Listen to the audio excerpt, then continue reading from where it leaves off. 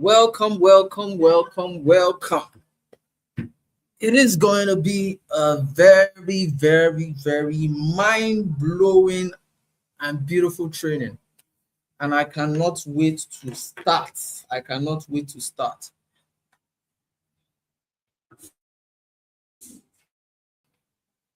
I cannot wait to start. I can't wait to start. If you're just joining us, you're welcome. You're welcome, you're welcome, you're welcome. Let's get it started. Let's get it started. Welcome, welcome, welcome. Let's get the whole thing started. If you're just joining, just introduce yourself. Introduce yourself. Introduce yourself in the comment section.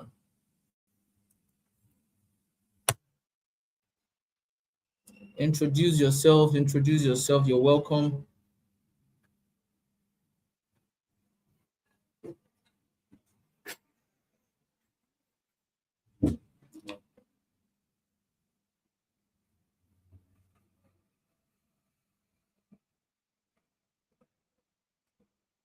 Okay, let's do this, guys. You're welcome, welcome, welcome.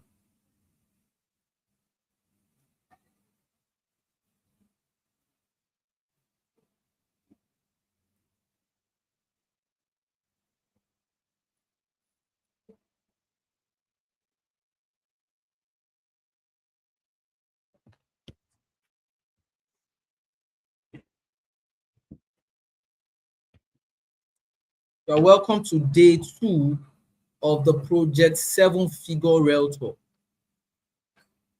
We are waiting. We are waiting. We are waiting. We are waiting for people to join. In the next couple of minutes, we'll kick off with or without people. They will join us midway because today is one of the most important. Today, you are getting one of the most important trainings ever as a realtor. Today's training cannot be overemphasized.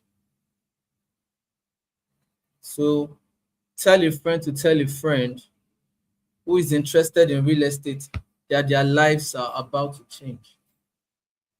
Swear. Sales.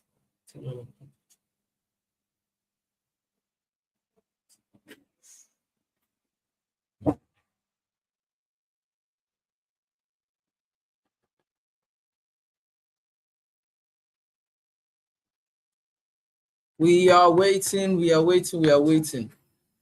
Because once we start, there is no going back.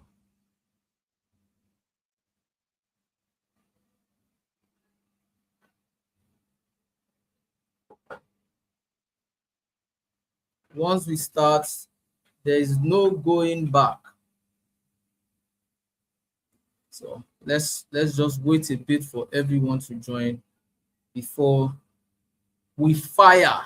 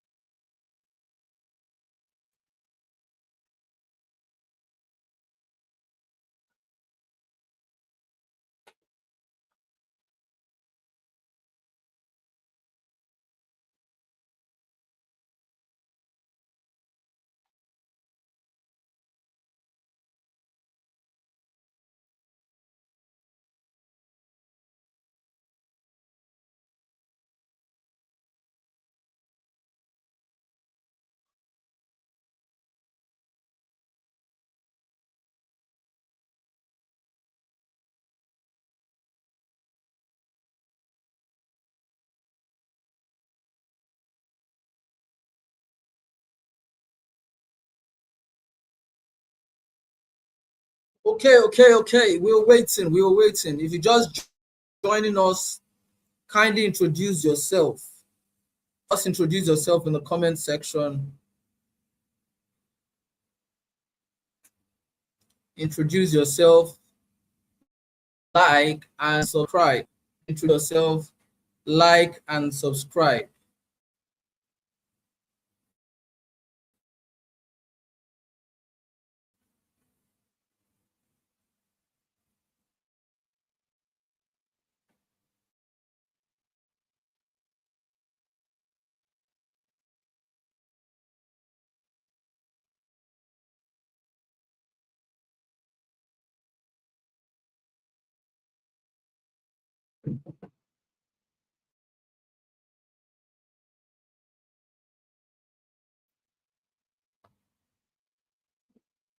Introduce yourself, like and subscribe.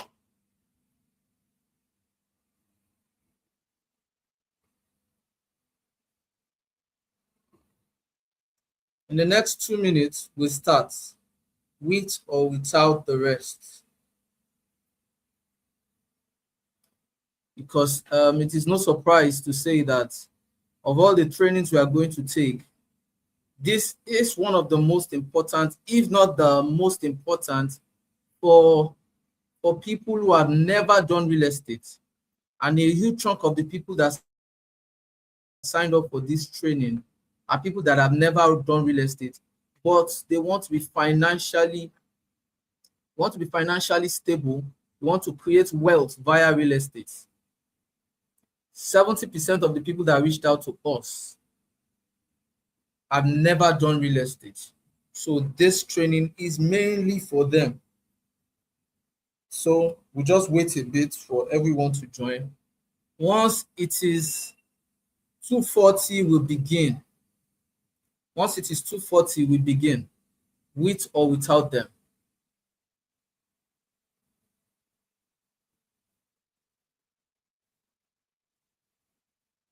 We are waiting, we are waiting, we are waiting.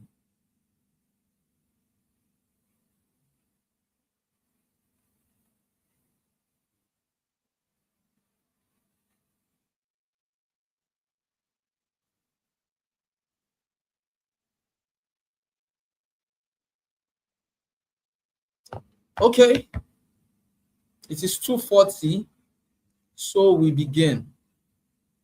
So like I said, we start with or without everyone. Everyone will join us later. We need to rush. The good thing about today's training is we are only covering just the introduction of real estate in Nigeria and land ownership. Then we'll be touching a bit on sales. I'm reserving sales for tomorrow and next tomorrow because of hmm, how juicy and how intensive it is. But we cannot jump into sales. We cannot talk about content marketing. We cannot talk about digital marketing when we don't know basic real estate. So yeah, I told them. So what have been not?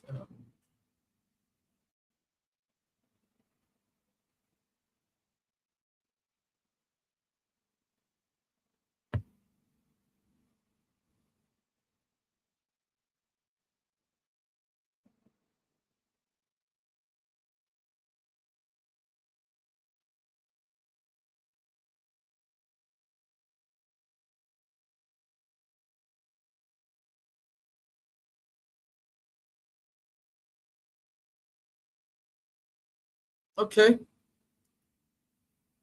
we are waiting. We are waiting. We are waiting.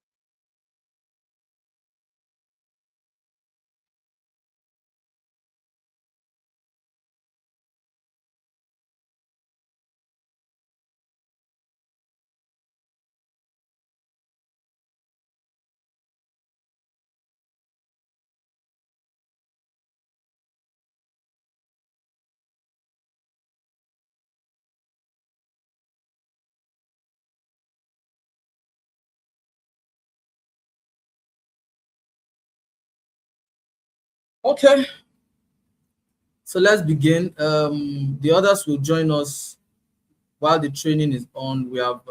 We've tried to create room for everyone to join.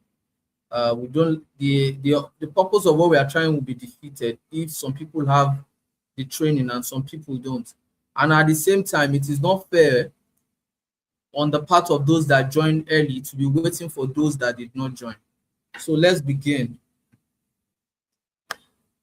You're welcome to day 2 of the Project 7-Figure Realtor. And the essence of what we are doing is we are trying to bridge the gap. We are trying to bridge the gap between realtors that are doing extremely well and realtors that are struggling. We have a lot of realtors that they really want to, but the problem is there's no guidance, there's no support, there's nobody holding their hand to show them the ropes, to teach them how real estate is done. It is not that they don't have access to some of these things, but some of these trainings you need to pay to be part of it.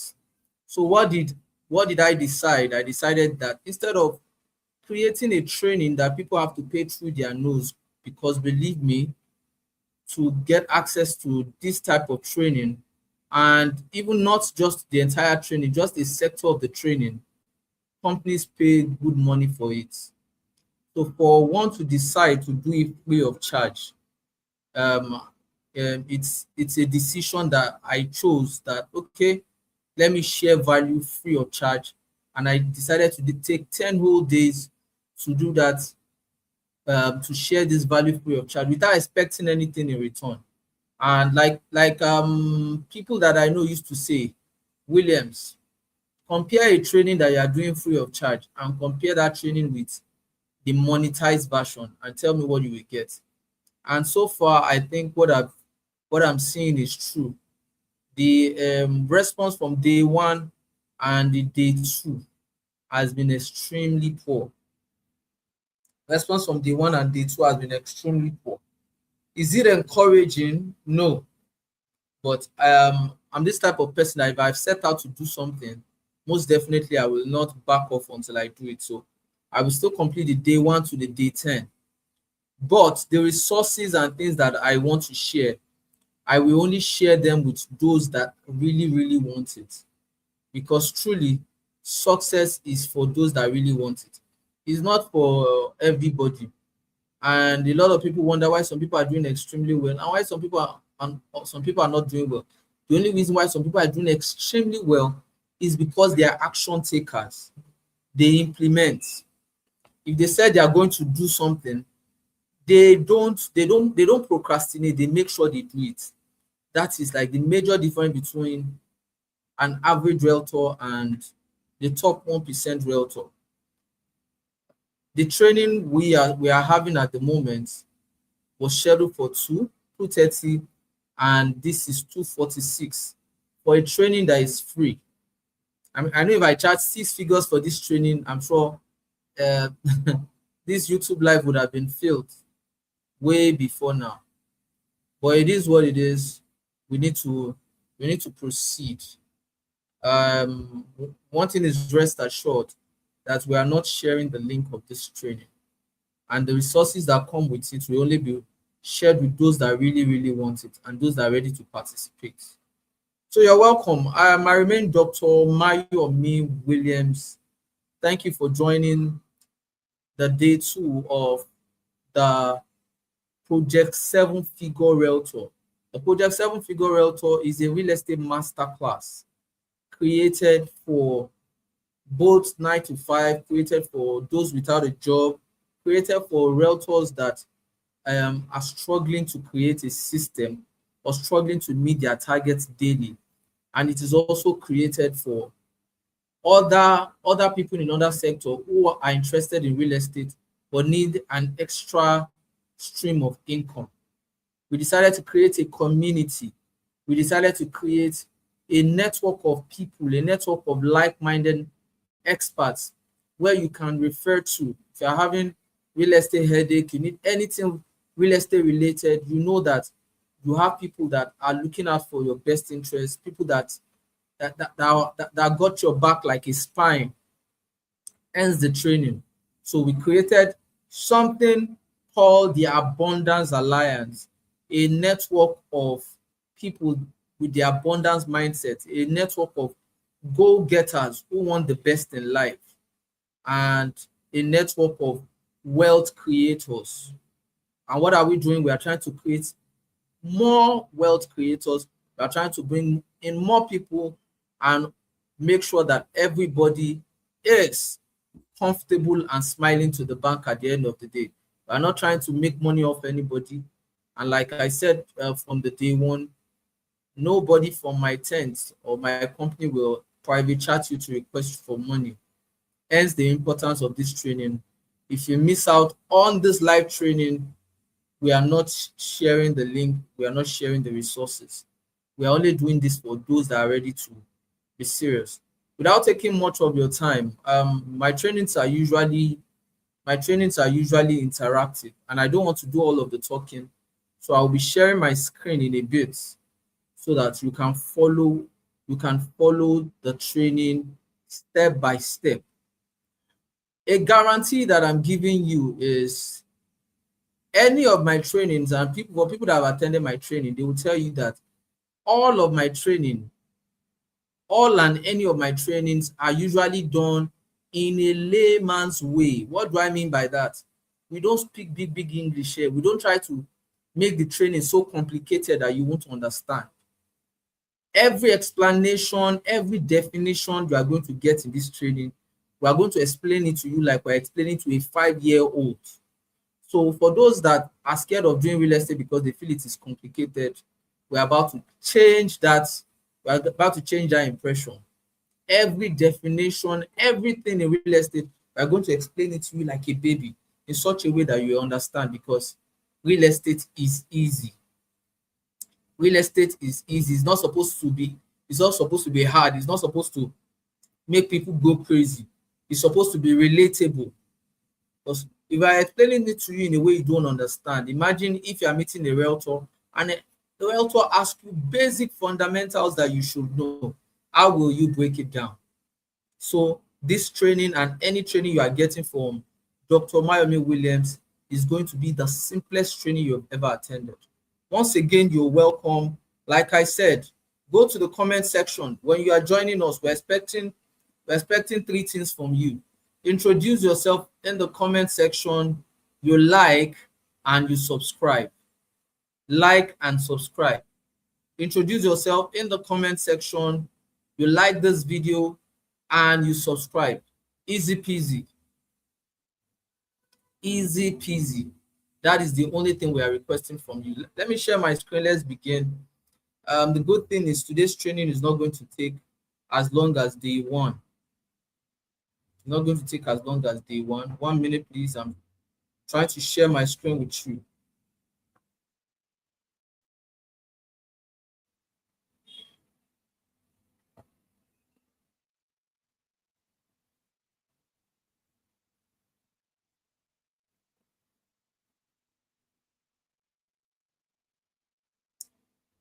If you can see my screen, I want you to type Dodo.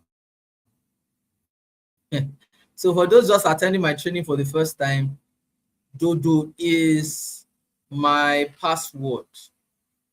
If you're attending my training for the first time, our password here is Dodo. Dodo. We say a lot of Dodo. That's to make sure the class is interactive. That's to make sure that we can relate. I know you are following.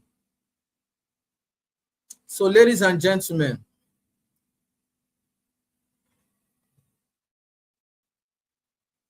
we mentioned that we are going to make this training the best training ever. And what do we mean by that?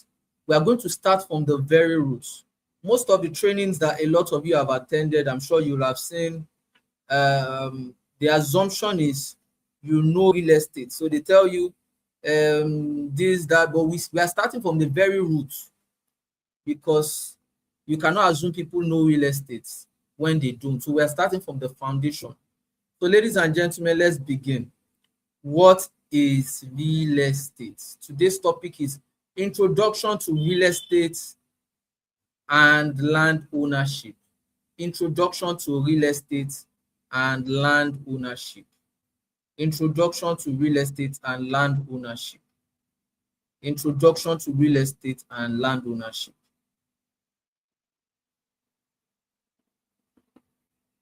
If you can see my screen, can you see my screen? If you can see my screen, I want you to type do.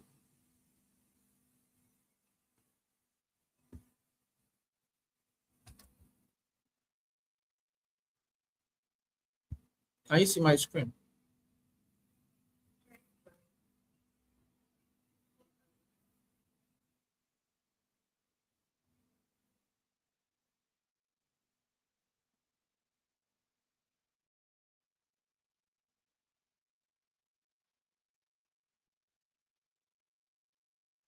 One minute, please. Okay.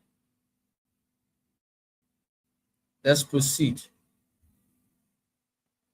So, introduction to real estate, ladies and gentlemen. What is real estate? We're not going to use any complex jargons, any big words. We're just going to explain real estate in such a way that my 6-year-old daughter can understand. Real estate simply means land and anything permanently attached to it. Land and anything permanently attached to it. This is the simplest real estate definition.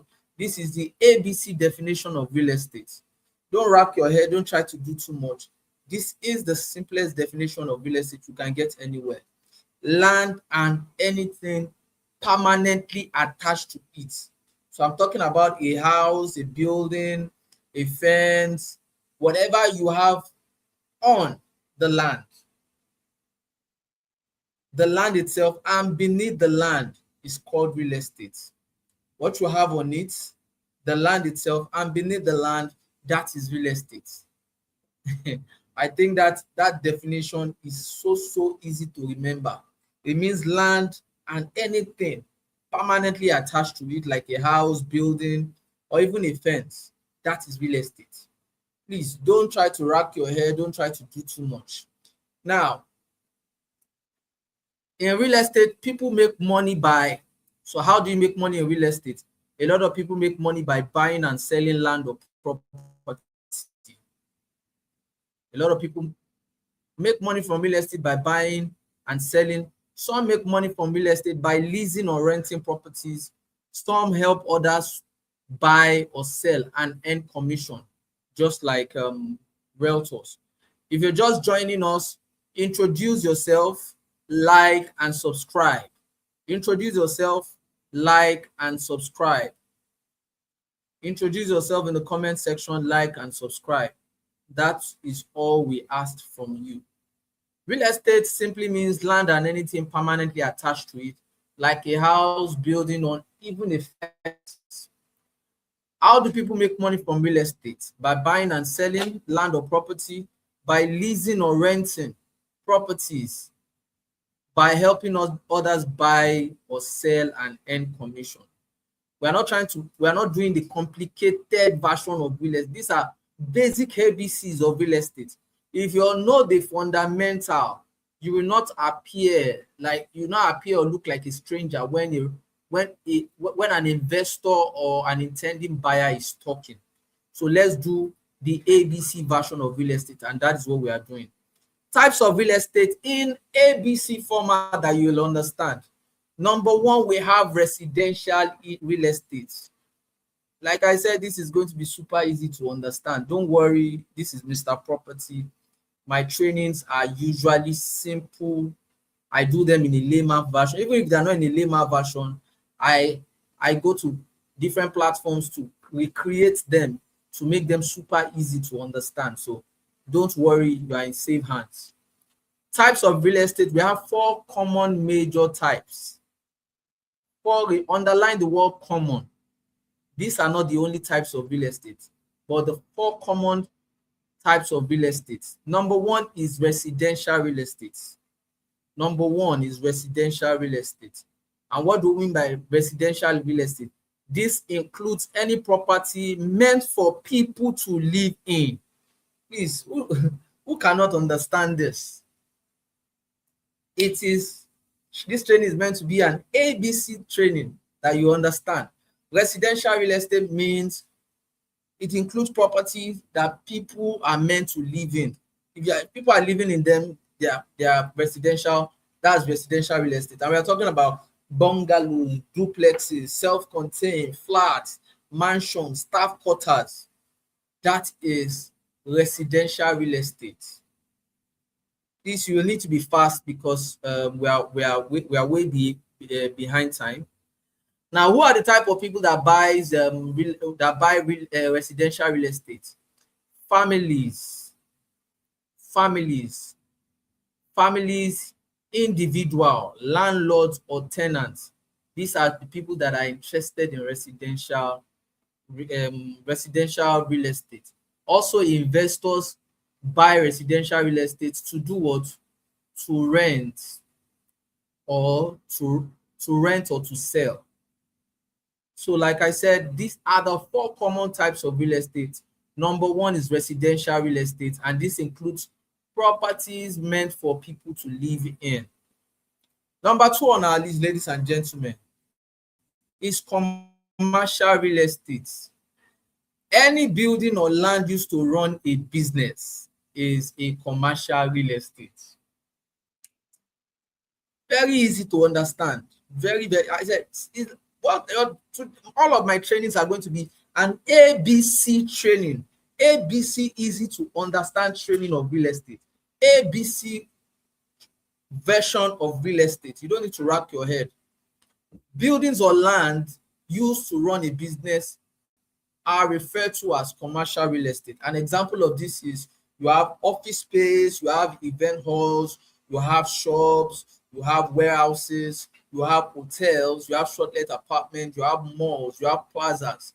And the type of people that are interested in commercial real estate are business owners, companies, investors. Business owners, companies, investors. These are the type of people that are interested in commercial real estate. These are the people that are interested in commercial real estate. If you are with me, type do. I need to be sure that people are. If you are enjoying the training, I need you to type do. If you're just joining us, you know what to do. Introduce yourself, like and subscribe. If you're just joining us, introduce yourself, like and subscribe. That is all we ask. Now, for those that have joined us before, type do if you are enjoying the training.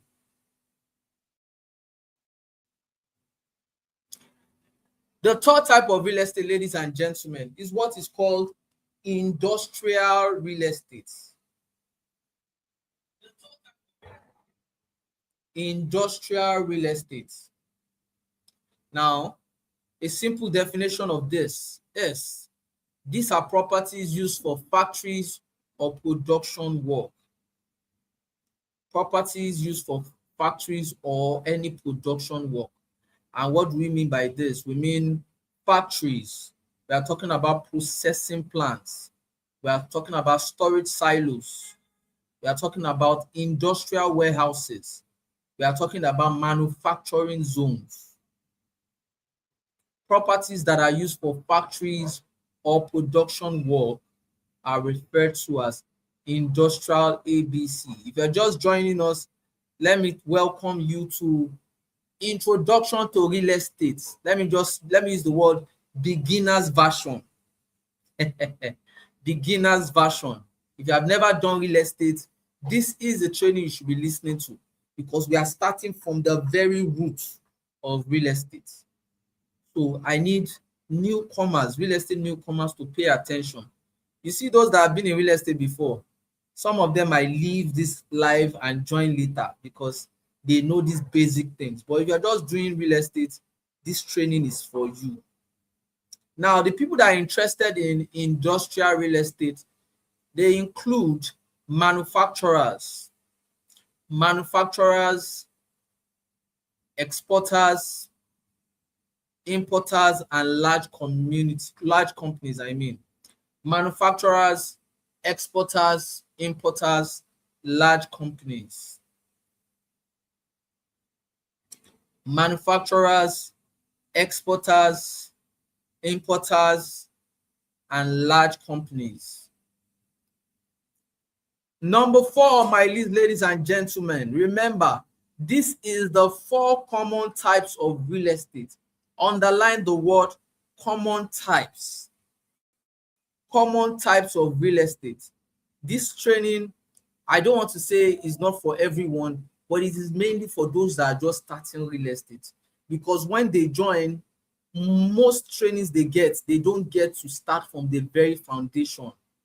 They just leave you to do all of those findings and the rest yourself. So I advise you pay attention. Number 4, on the 4 common types of real estate, we have land. Do I need to define what land is? So land is self-explanatory. So land in this context, we have undeveloped land or plots without buildings on them. We have undeveloped lands.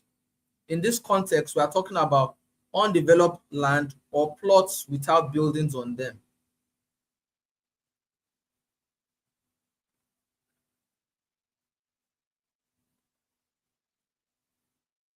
So we are talking about estate plots. We are talking about agricultural land. Some other trainings, that's why I said 4 common types. Some other trainings, you see agricultural real estate, you see commercial real estate, you see. Let's not complicate things. I intentionally categorized it this way so that everyone can understand. So land, under land, we have estate plots, agricultural land, waterfront land, commercial plots, mixed use land. So the type of people that are interested in land, you are looking at first-time land buyers, you are looking at land bankers, you are looking at first-time land buyers, land bankers, developers, farmers, land flippers, or people planning to build later. So there are different types of people interested in buying land. You are looking at first-time buyers, you are looking at land bankers, you are looking at developers, you are looking at farmers, or you are looking at people buying to build later. And in this category, we call them investors. So who are the people that buy real estate? This training is super simple, Abi.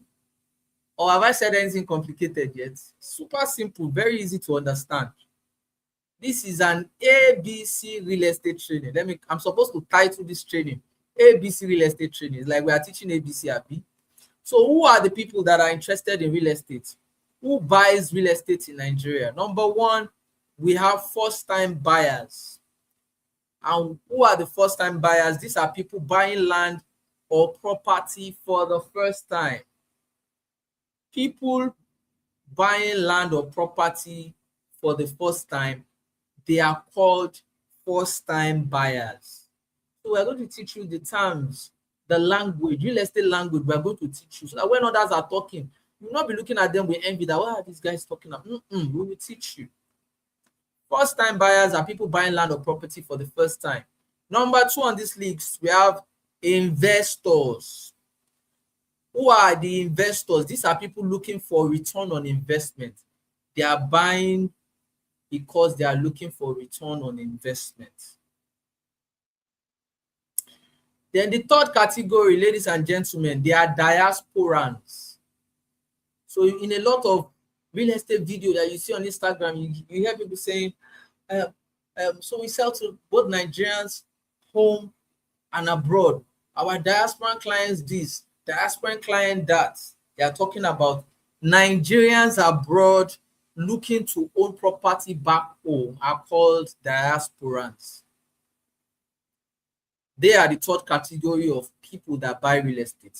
Nigerians abroad looking to own property back home. Then the fourth category are the land bankers. These are people buying land and they are just waiting for it to appreciate. They are buying land. Land bankers, the same way you bank money is the same way they bank land.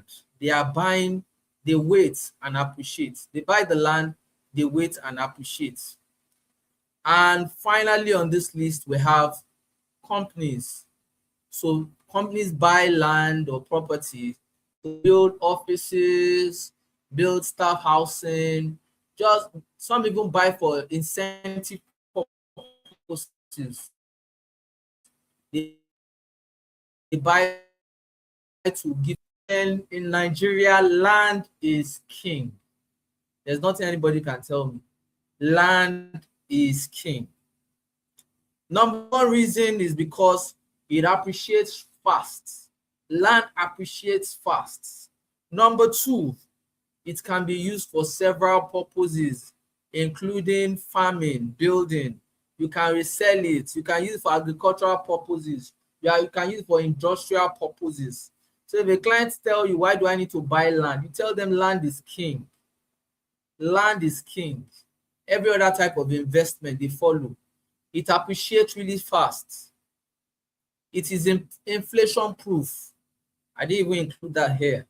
It is inflation proof. With land as an investment, you have less headache. You can use your land as a collateral. Your land document can give you open doors to certain places. Please. So when you are introducing yourself as a real estate professional, there should be this chip on your shoulder.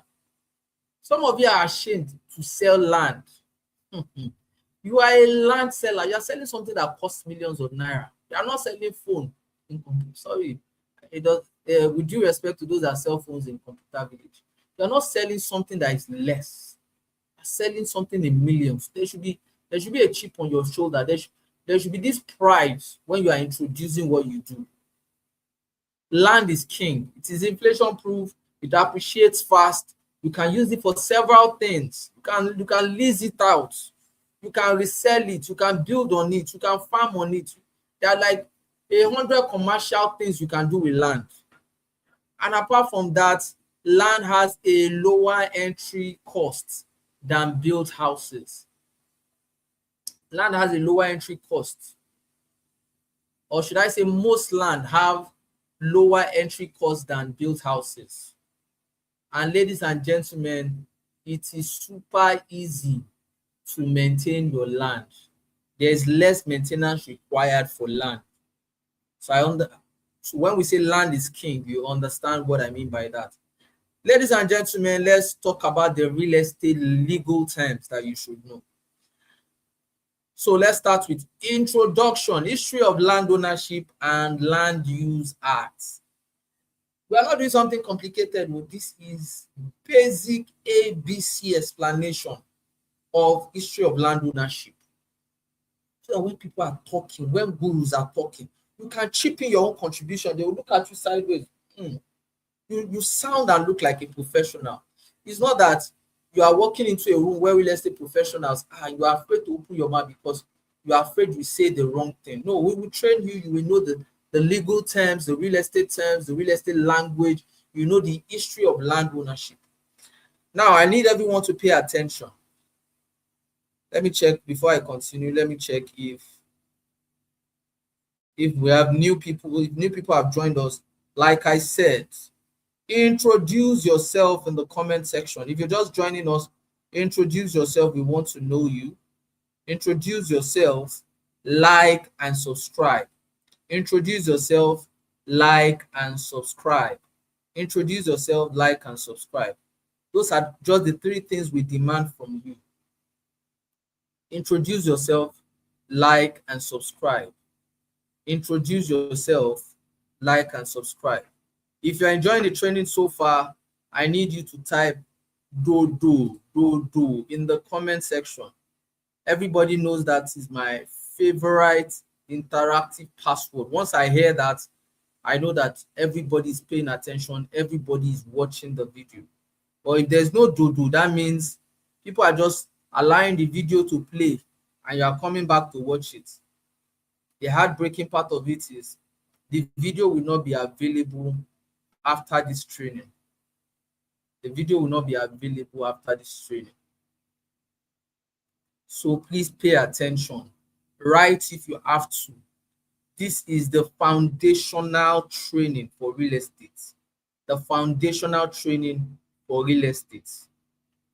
Write if you have to and pay rapt attention, please. It is very important. I am begging you.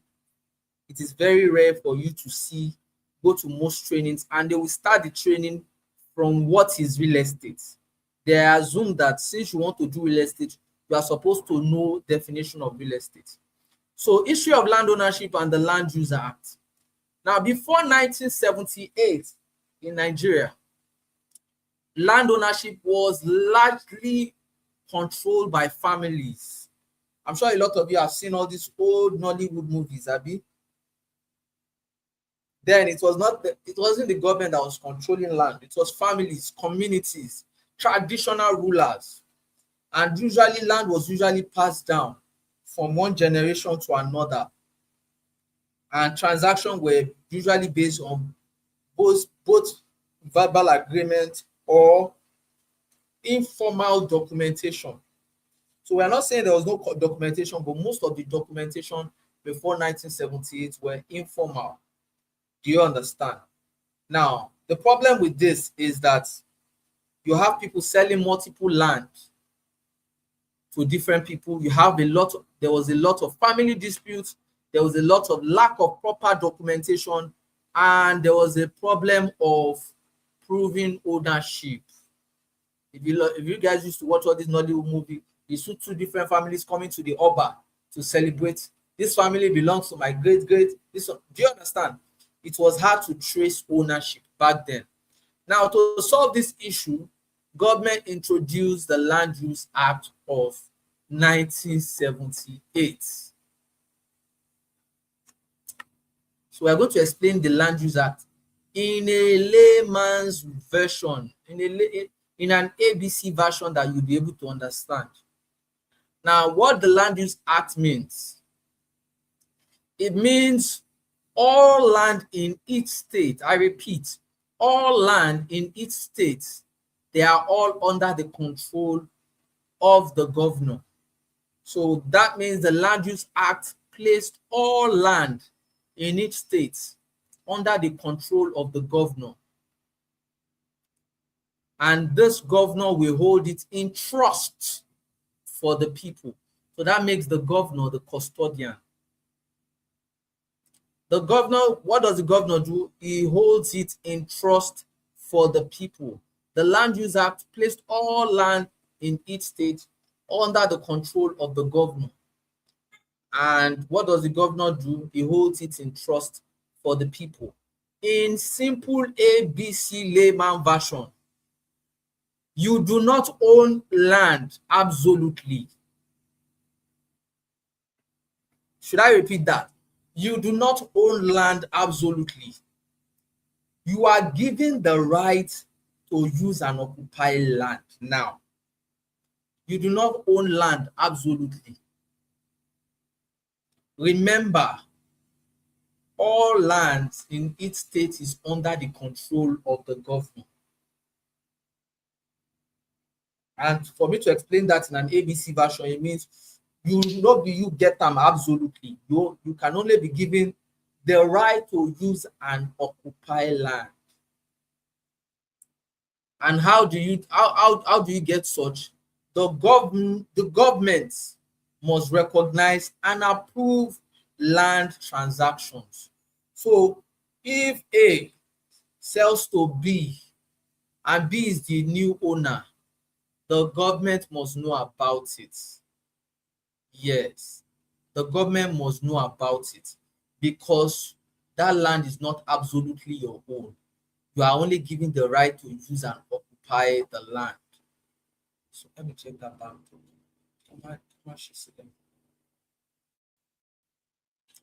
Let me explain it. Like in all of my trainings and my book that I've written, I usually put a live scenario, a Nigerian example. And this example will explain it better to you. If a buyer purchases land from a family in Ibejuleki and he built on that land, years later, the government marks the area for major road projects because the buyer did not verify the land status or secure proper documentation. The land falls under government acquisition and is being demolished. The lesson behind that is buying land is not just about payment. It is about legal validation and government recognition. Mr. A bought land from Mr. B. Mr. B did not check the validity of the land. Mr. B did not check the status of the land. Mr. B did not verify whether that land is under government acquisition or not. Mr. B will what? Mr. B will cry. Mr. B will what? Mr. B will cry a river. Because when government comes, government know they show mercy. I'm sure you have seen what is up a lot of times on TV. What is happening in Lagos? You see people crying. I bought this land, all my life savings. So please, that will not be our portion in Jesus' name. Please, always verify. Due diligence. We will get to that. So, ladies and gentlemen, as realtors, let me tell you a secret you do not know. If you sell land that is not safe to buy, before that buyer arrests that company, they will arrest you first too. Because without you, they won't buy the land. So in real estate, what do we expect? We expect you to educate, guide, and protect your client investments. Remember when we're doing our day one, we talked about the shiny object syndrome. Can you guys remember in day one? Shiny object syndrome. What do you mean by shiny object syndrome? It is not every property you sell.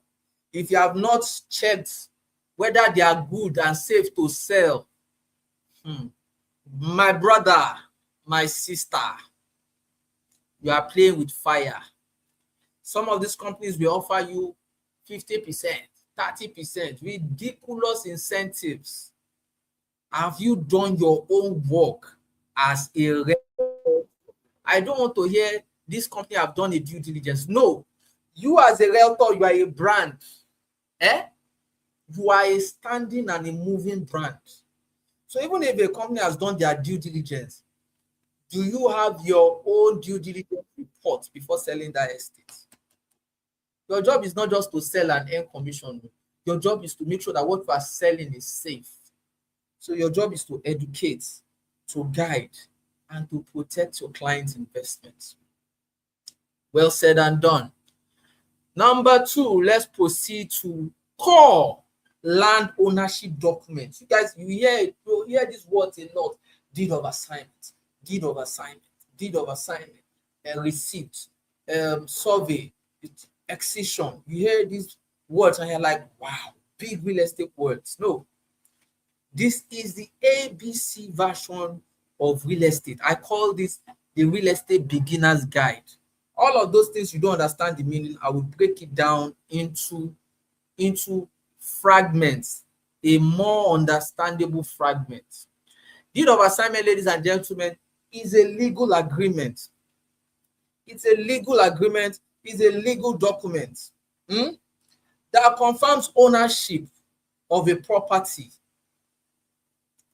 Please, this is the easiest explanation you can get anywhere.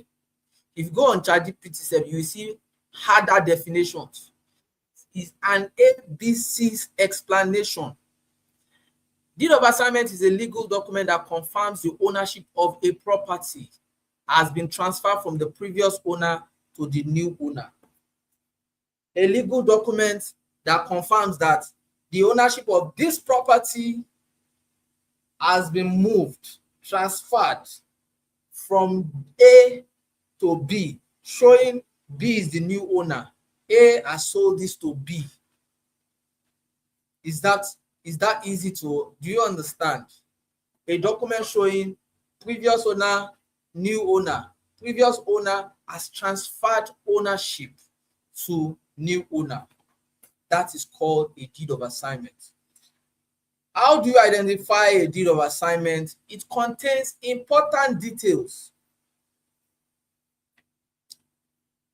Deed of assignment contains important, obvious details, such as names of both parties, names of both parties involved,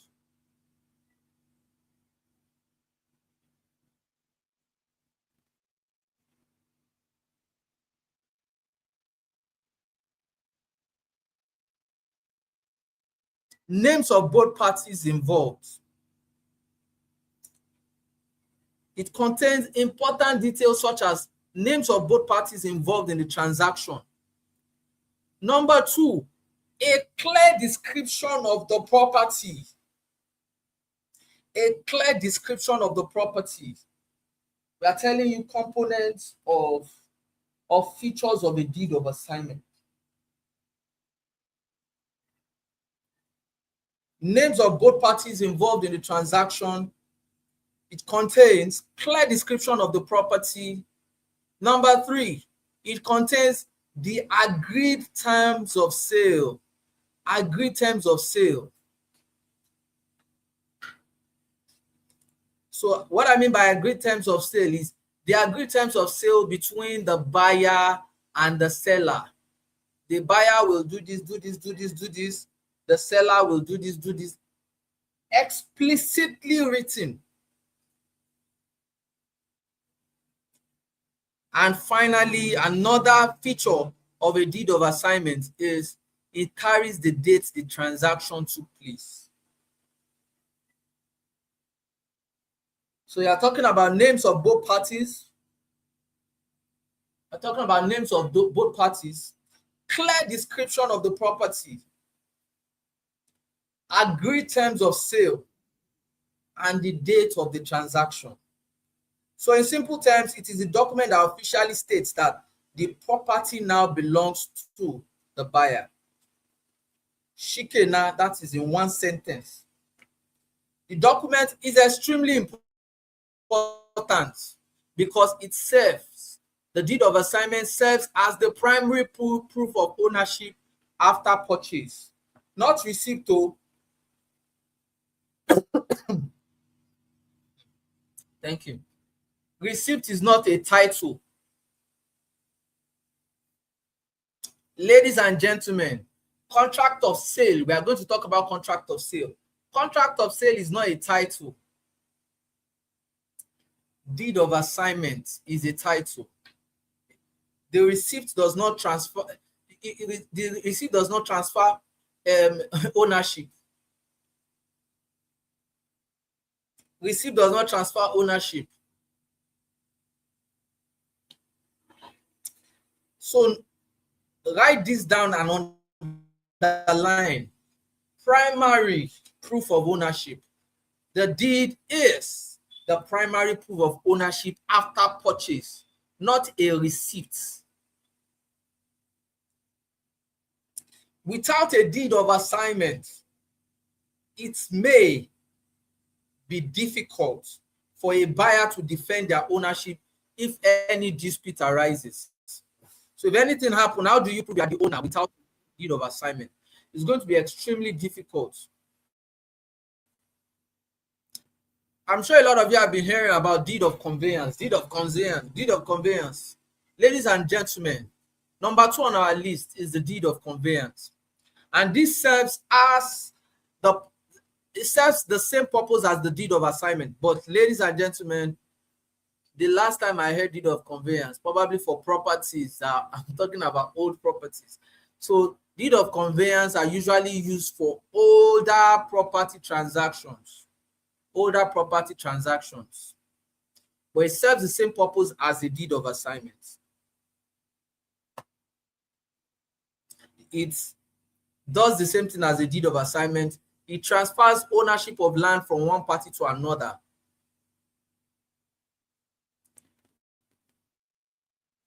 I'm sure the question somebody will want to ask me is, does that mean that deed of conveyance is no longer valid, since it is people that are selling older properties that are using it? It is still very valid. It is still a proof of title. Do you understand? It is still a proof of ownership. It is still deed of conveyance can stand on its own gidigba without any supporting title. So because it is an older version of deed of assignment, does not mean, in fact, in places like Yaba, for realtors that sell properties in Yaba, Surulere, Bariga, Shomolu, Festa, Kapapa, I'm sure for properties there, you guys will be seeing a lot of deed of conveyance. But for recent properties like Ibejuleki, Epe, some place Umowe, you'll be seeing a lot of deed of assignment. So, ladies and gentlemen, it is still very valid. Yes, modern transactions now use deed of assignment, but older properties have deed of conveyance.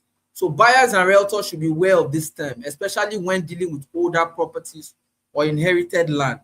Because some realtors that don't understand deed of conveyance, immediately someone tells them it has a deed of conveyance, the next thing is they tend to back out, or they tend to discourage their client from buying. They'll be like, deed of conveyance. No, we don't want deed of conveyance.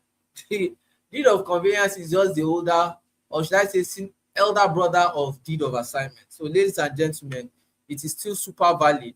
Now, let's go to a receipt. So, for realtors that are selling land of estates that just have receipts, today it is going to go crazy. They are going crazy. I have a friend who is a police officer. He said, for every 5 prisoners they have, 1 or 2 of every 5 prisoners are realtors. And he said, for every 10 realtors, about 6 or 7 of them are usually innocent. Do you understand? Should I repeat that? Let me repeat that. For every 5 persons they arrest now that is in prison, 1 or 2 of them are realtors. I'm not saying this to scare you. I'm saying this because if you sell the wrong property, it's not like me. I'm posting online. Somebody came to buy a property, and it is because of the things I said that made them buy. And they bought. And you are now using, because a lot of realtors usually say this, did you pay money into my account? Why didn't you do a further due diligence? Alaye, they will arrest you first. I know they will first arrest you. Even if it's a day or 2 behind the counter, before they now finally get the they will first, because it is because of you they are buying. If you don't know your job as a realtor, you are a middle ground. You're a middle ground. You are the guide. You are the person the buyer is looking up to, that guide. Should I or should I not? Should I or should I not? Should I buy this property? And you, as the real estate guide, you are the real estate professional, the one they are looking up to. You now told them to buy, they now bought. You are now saying, it's not your my business. You should go and deal with the company. It's a lie. They will deal with you too. When we get to that bridge, because I'm just preparing your mind. Shiny object syndrome. Be careful the companies you are selling for. Do you have every information required to sell for an estate? That estate, you have all of the information. If a client says, send me this now, can you send all of that? So a receipt is just a document that confirms payment, that confirms that payment has been made for a property. A receipt, I need a sample of it. Receipt is not a title, and receipt is not proof of ownership. Now, it is crucial to understand that a receipt only proves that money has exchanged hands. It does not prove legal ownership of the property. This person can pay, has evidence of payment. I am giving a receipt. Another person can pay me for the same property. I will give a receipt. Does that mean that same property will now have 10 owners? It does not show legal ownership. It only shows that money has changed hands. For ownership to be valid, the receipt must be supported. The receipt must be supported by proper legal document such as deed of assignment. Ó kéré jù. Ó kéré jù. Hey, for those that don't understand, I mean the least document, deed of assignment. So if it is just a receipt, you have not bought land. Though. Are you with me? If you are with me, type dodo. Today's trading is very short, and that's why I'm not rushing it. If it's like sales is tomorrow. Now, so for those that are coming for sales, I would prefer if tomorrow's training is we will hold tomorrow's training in the evening, like 6. So you can be eating in your house. You are taking that training while being comfortable, because sales, I need you to be settled. It's not that I'm calling you during time you're supposed to be calling a client and you leave the life, come back. No, sales, I want you to be at home when we are doing it. It involves your full attention. If you are enjoying the training, I want to see 10 dodo in the comment section. 10 dodo. Give me 10 dodo in the comment section. I need 10 dodo. 10 dodo in the comment section. I'm not getting dodo. 10 dodo in the comment section.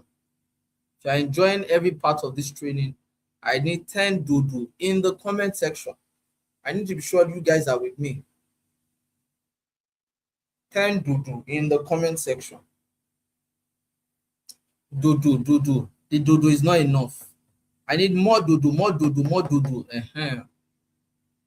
If you're just joining us, introduce yourself in the comment section, like and subscribe. Shike, those are the 3 things we expect from you. Like, just comment with your name, like and subscribe. Oton, nothing more. Introduce yourself, like, and subscribe. Now let's take it up a notch. We have talked about deed of assignment. We have covered deed of conveyance.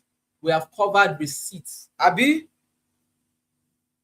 Ladies and gentlemen, let's take it up a notch. C of O. Hey. So now we are covering government recognition and title documents. So number 4, let's talk about C of O. Certificate of occupancy. In fact, I don't want to say this is the most used word of all the legal terms and title. Does it have C or O? Does it have C? Everybody wants land that has C or O, but not everybody is ready to pay for land that has C or O. So now when you guys understand the different categories of title, you will now be able to explain to clients. Do you understand? If you want land that has C or O, soup wey sweet na money kill am. Do you understand? Because a land does not have C of O does not mean the land is bad, or does not mean the land has a bad title. We will explain that to you in details. Everybody saying, can I get land with C of O? Land with C of O, the estate that is going to do C of O is money they will use to do it. So land with C of O, of course, will most definitely be way more expensive than land without C of O. Land with a registered survey will be more expensive than land with just ordinary deed of assignment. Do you understand? So all of these titles, they have category. You cannot compare a land that has C of O with a land that has deed of assignment. Of course, their prices will be different. Ladies and gentlemen, what is C of O? Now, as one of the most important land title documents in Nigeria, C of O is issued by the government. Remember what we said when we said you cannot own land absolutely. What you have is a right to occupy and use the land. So in this category, C of O is issued by the government and it confirms that a person has the legal right not to just own, but to use a piece of land for a specified period. So it doesn't mean you have the right to own only, but you are not to own only, but to use. So government is saying for 99 years, I give you this land, go and use it. That's an ABC explanation of C of O. Say government to how far now? How this land I fit use am. The the certificate issued to you by the government saying you have right to own and use that land for 99 years, that is C of O. That is an ABC explanation of C of O. Please, anything you read, don't bust your head, don't try to scatter your head. Just follow these basic fundamentals. Probably later on when you guys have known all these fundamentals and the gbedu have entered body, you guys have known a lot of these things. We'll now tell you about the types of C, because C of O has types. C of O has types, but let's first do the basic fundamentals. And I'm sure that's why a lot of you are here. Now, what are the features of a C of O? C of O contains the owner's name. It contains the owner's name. C of O contains the owner's name. It contains the location. It contains the owner's name. It contains the location. It contains the size of the land. C of O contains the owner's name, the location, the size of the land, and the purpose for which the land can be used. That is why I said we have types of C of O. We have types of C of O. Owner's name, location, size of the land, and most importantly, the purpose for which the land can be used. So C of O, you cannot use, if government says this area is for agricultural use, oga, you no fit use am for residential. Now, if you can use it for residential, we will explain the things you have to do for you to do that. Do you understand? So let's not go into the cocoa of the matter now. Let's just take the surface, basic fundamentals. Ladies and gentlemen, if the government does not recognize you or has not given you a right to own and use, you do not have a C of O. I'm sure a lot of you have been saying C of O. Which one is R of O? C of O. Don't worry. Let's finish this one. Now, what does the C of O give you? C of O give you an extra swagger in your work. C of O gives you extra confidence, and the reason for that is there is a high level of security. It makes it easier for you to resell or develop the property. Do you understand? Because you have a C of O, you are safe. Even if government say, okay, guy Alpha, we want to use the land, you will be compensated. You'll be compensated. Do you understand? That's why people are always looking for land with C of O, because it provides ultimate security. C of O is seen as the ultimate title. The next on our list is right of occupancy, R of O. Which one is R of O again? Just this C of O, R of O. This thing is it's not getting complicated. Just take your time.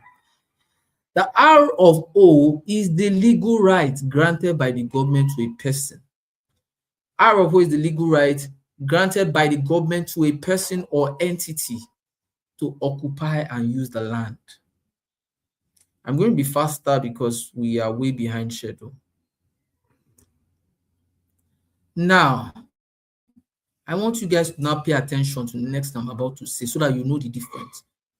R of O forms the legal basis upon which a certificate of occupancy is issued. R of O, right of occupancy, forms the legal basis upon which a certificate of occupancy is issued. in very, very simple language, government has given you permission for the land to be used. Even though government knows that we all know that all land belongs to the government. Now, R of O is permission given by the government for you to use that land. Do you understand? R of O, which is right of occupancy, is the legal basis upon which a certificate of occupancy is issued. Now, let's look at the difference that you understand easily. C of O is, in simple terms, this land legally belongs to you. It does not only belong to you, it is issued by the government, usually the state governor. I'm talking about C of O now, so you guys will know the difference. Number two, C of O, it confirms that you have been granted ownership of the land for a fixed period, typically 99 years. It is issued by the government, usually the state governor. It confirms that you have been granted ownership of the land for a fixed period. Remember, all land belongs to the government. You only have the right to own and use it for a period of time. That is what C of O gives you. It confirms that you have been granted ownership of the land for a fixed period, typically 99 years. Now, it is the highest form of land title for individuals in Nigeria. So, like I said earlier, as the ultimate title in Nigeria. Finally, it gives you full right to use, build, sell, or transfer the land. You can use it, you can build on it, you can sell it, you can transfer the land. I want you to underline subject to regulations. Subject to regulations. You can give you full right to use, build, sell, or transfer the land subject to regulation. An easy example that you cannot forget is you buy land today, you process document with the government, and they give you a C of O. You are now officially the recognized owner. Now let's talk about R of O in a layman's language. Think of an R of O as a permission to occupy and use the land. R of O is permission. R of O is rights to use, permission to use. It is the right granted by government to use the land. Certificates of occupancy is the legal basis upon which R of O is the legal basis upon which C of O is issued. R of O is the right, is the permission. Oh, yeah, go and use the land. C of O is the certificate showing that ownership, Abi, for a fixed period of time. Let me see, please. If you don't understand, let me put it in the comment section. Let me hammer it. A lot of you be saying there was a time, there was a training I went for. I said I was trying to explain this thing. I said, who here does not understand R of O and C of O? And the training was happening in Abuja. And somebody stood up and said, yes, I do. Okay, explain. He said R of O is usually used in places like Abuja. That is not the difference. So, Realtor, in between us, that is not. Do you understand? Rights, permission to use the land, certificates of the land. Do you understand? You have permission to occupy and use this land. Now, R of O is the right granted by the government to use land. It can be a statutory R of O, which is the one given by the state governor, and it could be a customary one, usually granted by local in rural areas and local governments. Ladies and gentlemen, the most obvious difference is that the R of O is usually the first stage before getting a C of O. R of O, yeah, go and use is permission, Abi. C of O, certificate. So it is usually the first stage before you get a C of O. Government allocates land to you. Government gives you permission to use land. Ladies and gentlemen, that's your right to use the land. That is your R of O. Key difference, permission to use the land. Certificates is legal proof. certificate, legal proof, R of O, right to use, R of O, permission to use, C of O, legal proof that you own the land under that permission. Okay, I've given you permission. Now, this is the certificate to back it up. So another example, that another instance that I gave it, I say just imagine yourself renting versus owning. R of O is like being given official right to stay in a house. If I tell you to stay in a house, does that mean you are the owner? You understand? If you say you are the owner, show me your show me your receipts now. While C of O is like having the title deed that proves the house is yours. Title deed, certificate of occupancy is what? Legal proof. Abi, R of O is permission to use. Another practical insight is R of O is just the right. C of O is the evidence, is the document of that right. I think I've given enough instances, or should I go and start from the very beginning? Because this, trust me, it is a major headache. A major headache. If I screenshot my DM, it's a question like that I get almost every day. What's the R of O and C of O? R of O and C of O. And some of the explanations that I have seen, they don't break it as much as this. In fact, when I originally did this training, I still felt that this thing didn't explain it enough. I had to redo it. Breaking it down. This is beginner's guide. This is real estate ABC. You need to understand it like a baby. This explanation now, I'm sure even my daughter can understand. I don't want to hear R of O is used in Abuja, C of O is not used in Abuja. That's the difference. No. R of O is just right to use, is permission to use. C of O is the legal proof. Ladies and gentlemen, let's proceed. The next very popular title that I hear is governor's consent. Governor's consent. Governor's consent. Everybody should write it down. Governor's consent.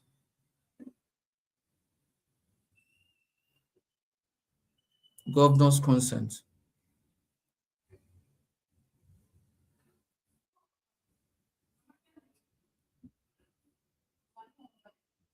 So governor's consent is just like an official approval granted by the state government to validate the transfer of land ownership from one person to another. This person has bought, this person wants to sell to another. You need the governor's consent, because you remember that all land belongs to who? All land belongs to who? All land belongs to the government. All land. So if you want to sell land, the government must know about it. The government must know about all land transaction.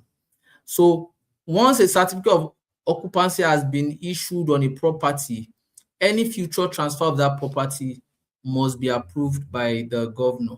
So in other words, let me explain this to you. If you have never done real estate or you are new in real estate, I want you to write this down. There can be only one C of O. Write it down. There can be only one C of O. Even if that C of O dates as far back as 20 years ago, the government cannot give you another C of O. There can be only one C of O.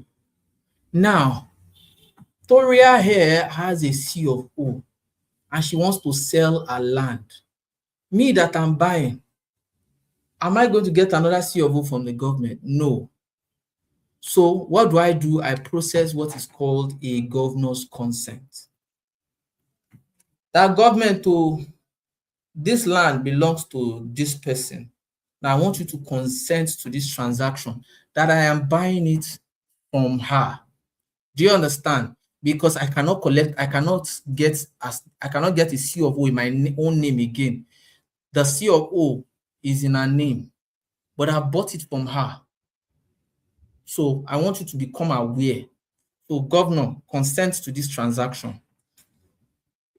Is that explanation too hard? Or because most trainings that is usually very complex. This is like ABC.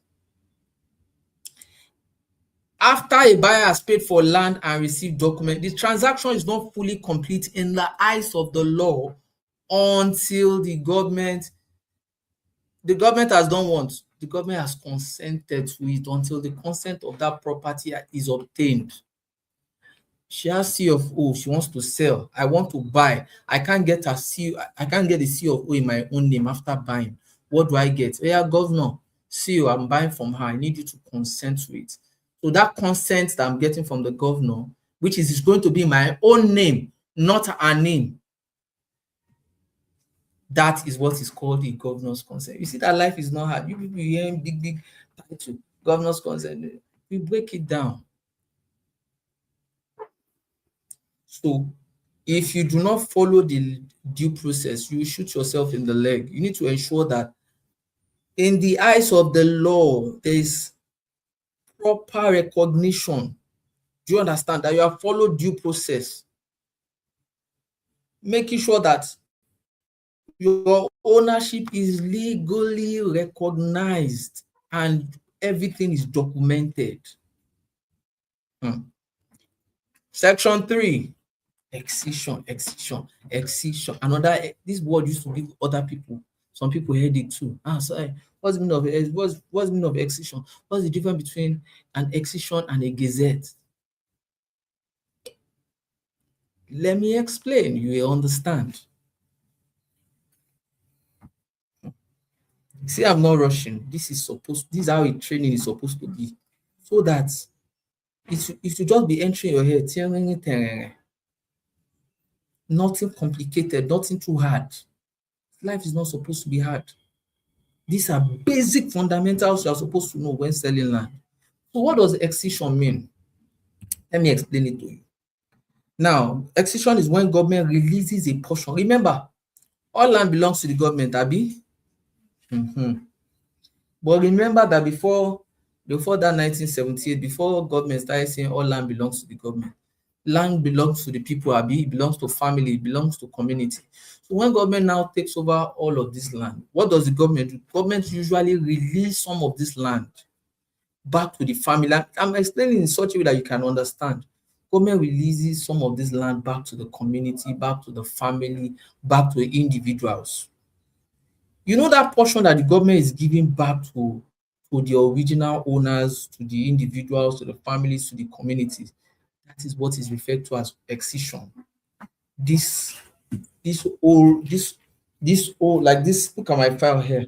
This whole shape is an entire land that government is in charge of. Government now said, because this entire land was taken from your family or from your community or from you, we only need this part. We only need this part for infrastructure, for projects. Do you understand? This other small part, we are giving it back to you. And the one we are giving back to you, you can use it as you deem fit. This part we are giving back to you, for your community, for your family, for your king. We give it back to you. You know that part that the government is now releasing back to the people. Ladies and gentlemen, that is the part that all these communities, they sell. They sell to individuals, they sell to developers, that developers now sell to individuals. Abi, these are the parts that those people that now have land that is not under government acquisition now sell back to people. Or you see this part released, that part is the process of releasing that part to the community is what is referred to as exition.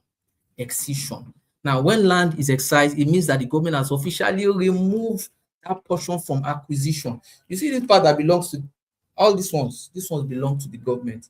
This one is where government acquisition. This part that the government wants to use is under government acquisition. This part has been released is excision. Capish? Is it understandable?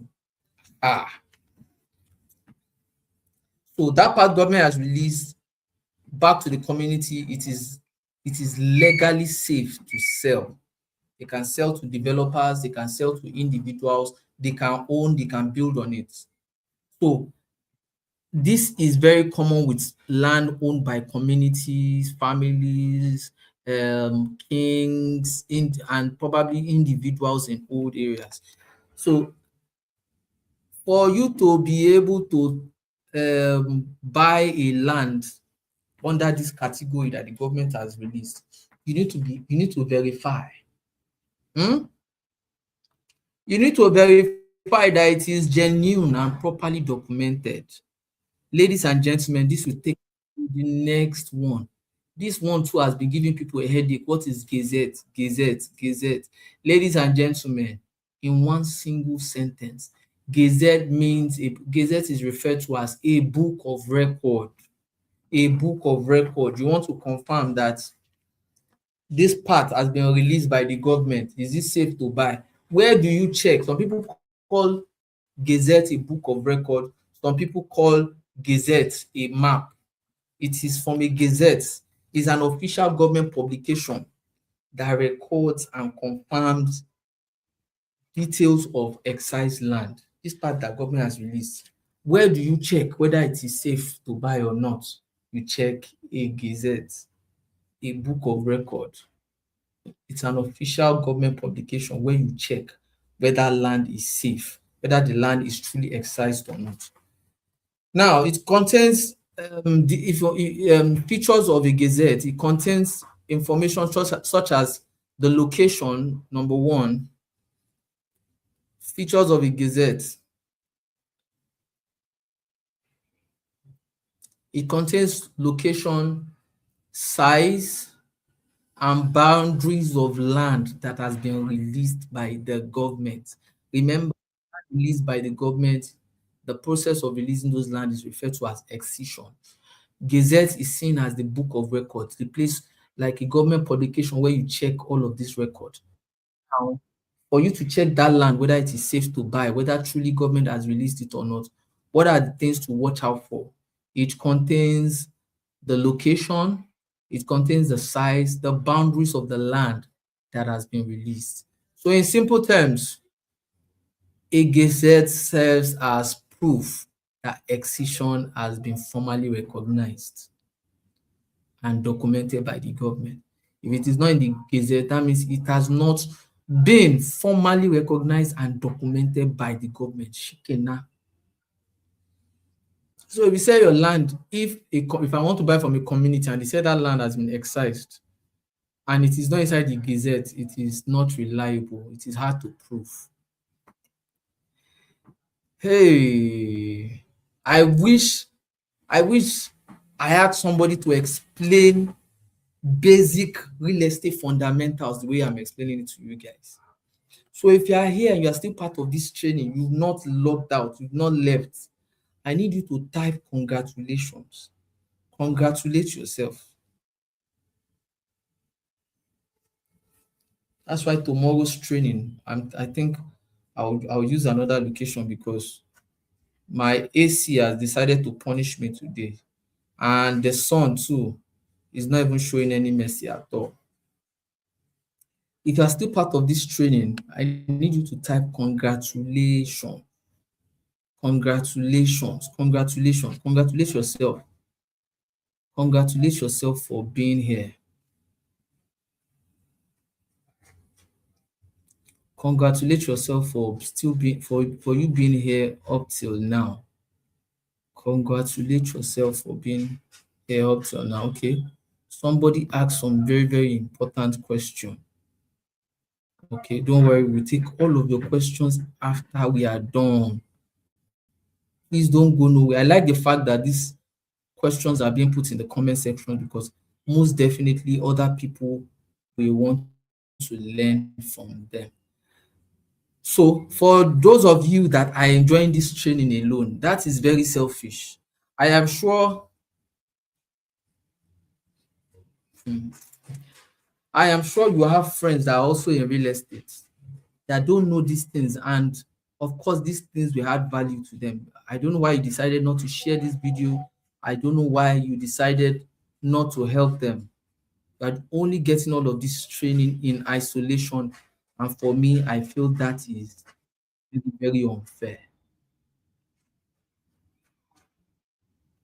Okay.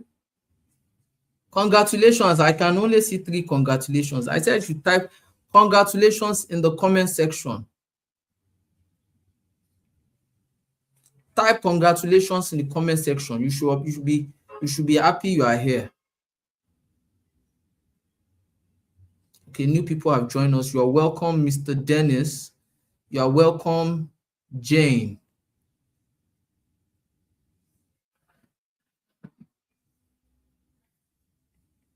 Okay, somebody asked the question, is 90 years, 99 is after 1998, 99 years, after 99 years, what will happen? After 90, what will happen to the land, or will I have to do a renewal for the land? Leave your question, we will cover, we will touch it. Fantastic question. Then another question, is the 99 years fixed for all C or O? Then there's another one. Where can we find the Gazettes? Just note down all of these questions. I'm typing them down now. Toria, please help me write down these questions, because if they do enter body now, I might not remember to cover them. So where can we find? Let me type that down. Oh, don't worry. You help me write them down. Let me write them down. So where can we? Or you can maybe help me pin them.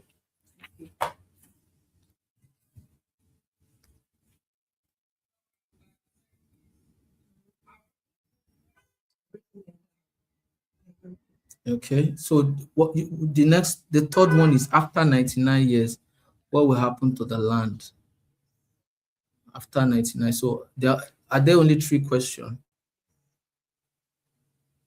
Okay. Okay. So let's go to the next one. Let's proceed. Please do not forget, after the training, let me touch those questions. I want to slow us down. You people heard me saying government acquisition that time. I said this portion here, government is releasing it to the family and saying, okay, I'm releasing it to the community, to the family. You can legally sell them. This part, me, the government, I want to use them.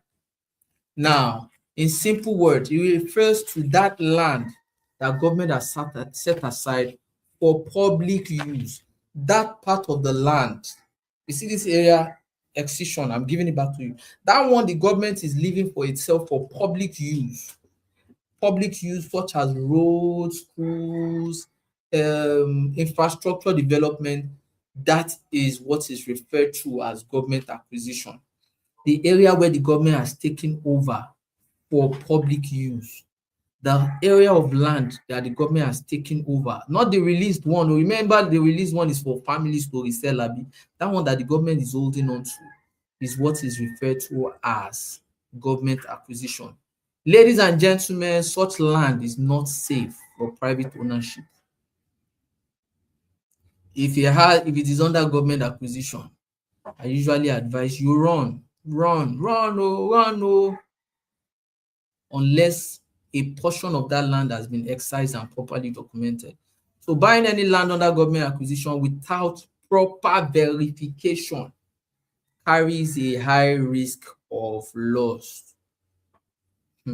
It carries a high risk of loss.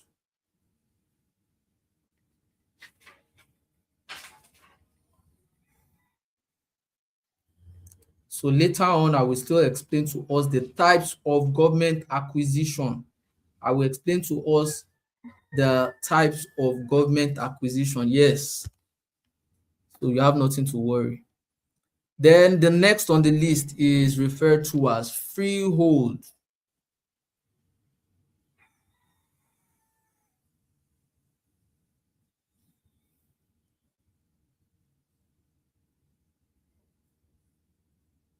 Next on the list is freehold.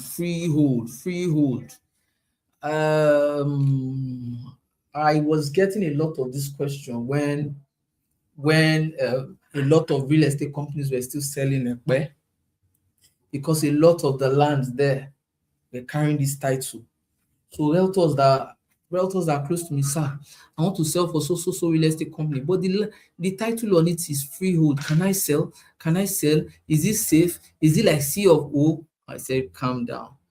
Freehold, ladies and gentlemen, refers to land that is free from government acquisition or restriction.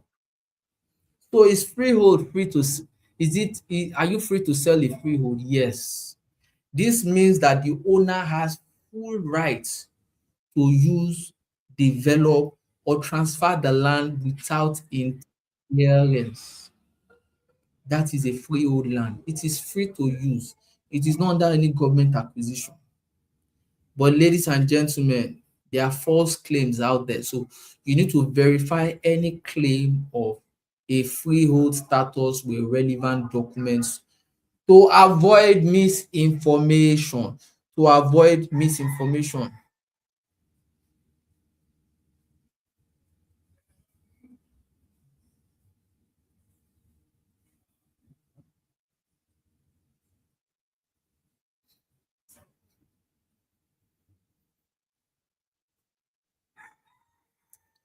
If we are clear on freehold, let's proceed. Please, I don't like when people are sending me private DMs on a training we are currently doing. So the essence of the training we are doing is so that others can learn. Yes, some of you have my number, but please don't send questions directly to me. The essence of this training is so that others can learn. Put your put your question in the comment section. The purpose is defeated if you have this knowledge in isolation and they don't. The question you are asking might be a question that they have too, or it might not occur to them at that moment and they might need answers too. So please, I don't want to call names. Type your question in the comment section. Don't send a private don't send a private message. Please, it's very, very important. Very, very important.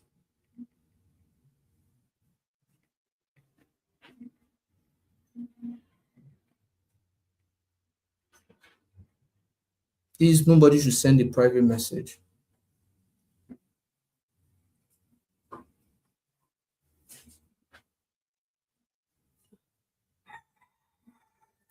Oh, I should wipe. I don't know, today of all days, AC decided to it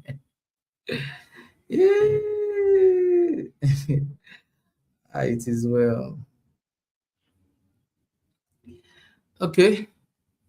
I think we've covered most. Ladies and gentlemen, we are progressing. Let's see if we can finish everything before 5. So a survey plan. Another very important one that people ask. In fact, I think the three most frequently asked questions on documents. We usually have registered survey. We usually have C of O and exition. Those three. Okay. So a survey plan is a document that shows the exact. Let me use this as an example. Do I have a copy? Oh, I don't have a copy of the survey here.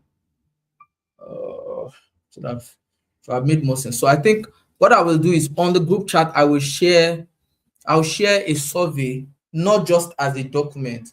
I will share a survey showing pictures and everything of the survey.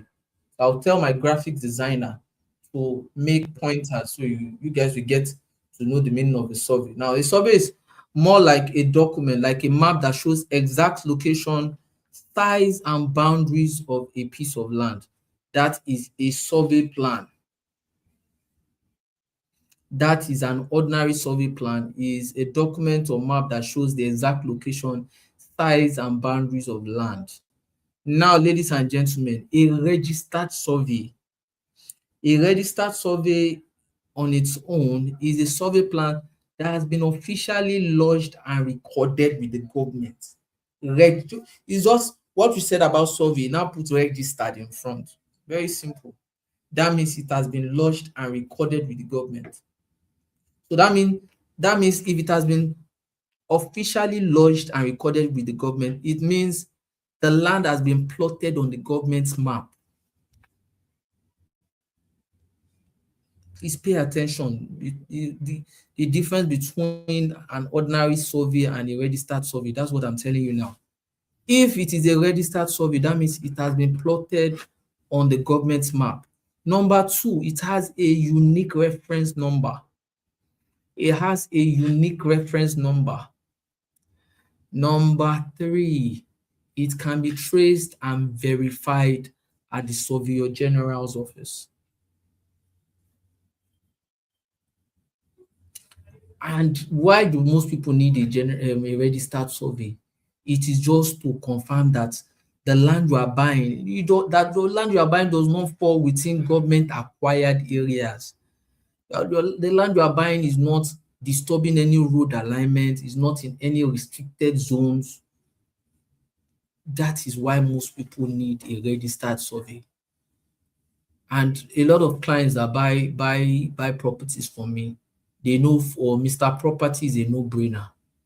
As much as you want to do the court due diligence and all of that, I don't play with the survey part of it. I usually insist. It's either you bring along your surveyor or I give you my surveyor. It is non-negotiable.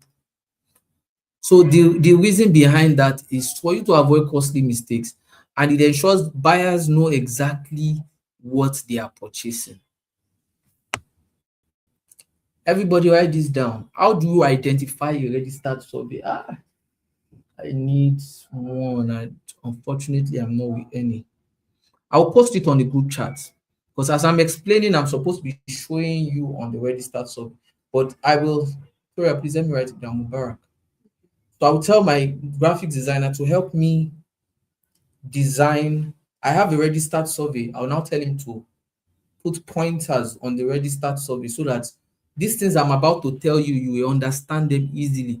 And when you see a survey, you can read it. You cannot call yourself a real estate professional when you cannot interpret a registered survey. They give you survey now, you don't know where the survey plan number is, you don't know what to watch out for. So a registered survey must have the following, ladies and gentlemen.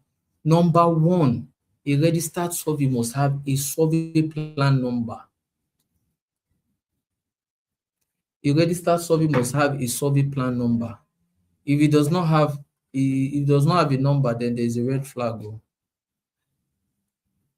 See Gobe, avoid Gobe.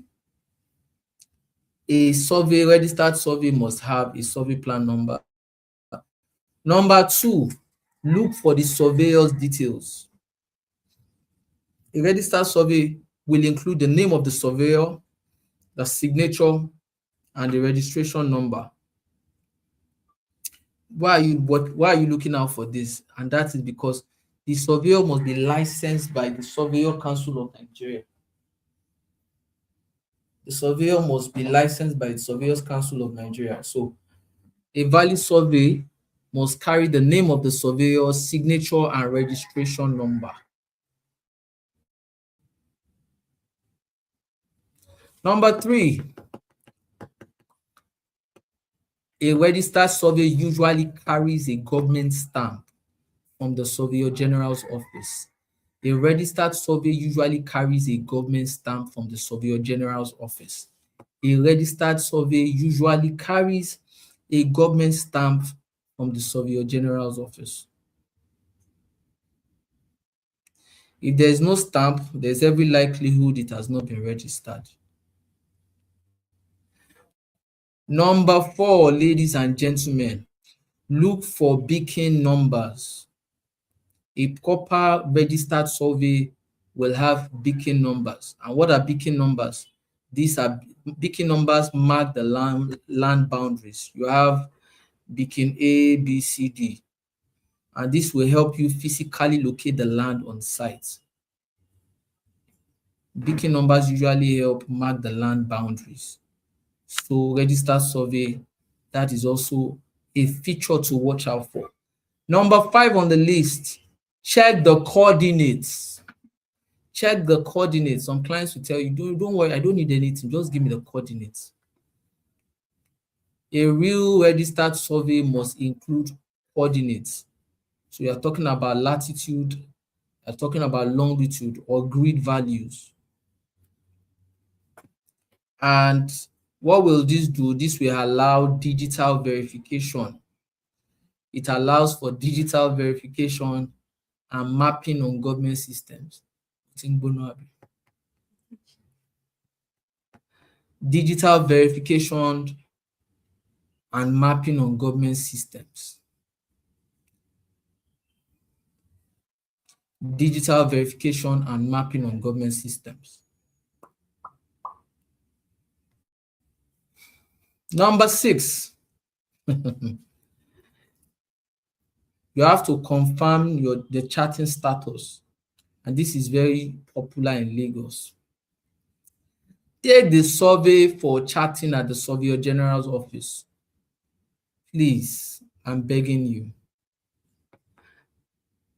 If you take the survey for charting at the Surveyor General's office, you will find out if that land falls under government acquisition. You will find out if that land is a committed land. And you will find out if that land is a free land. This is where many people get scammed. Ladies and gentlemen, last but not the least, for features of a registered survey, always verify the record physically. Paper alone cannot do it. So what do? You cross-check at the Surveyor General's office, or you cross-check through a trusted surveyor. And Nigeria will deal. People can all the earlier things I mentioned, stamp, all of those things can be forged. You need to verify. Fake things to watch out for on a survey. No survey number.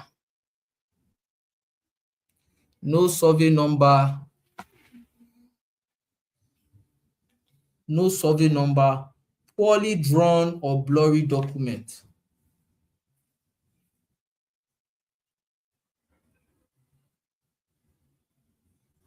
Poorly drawn or blurry document. No official stamp.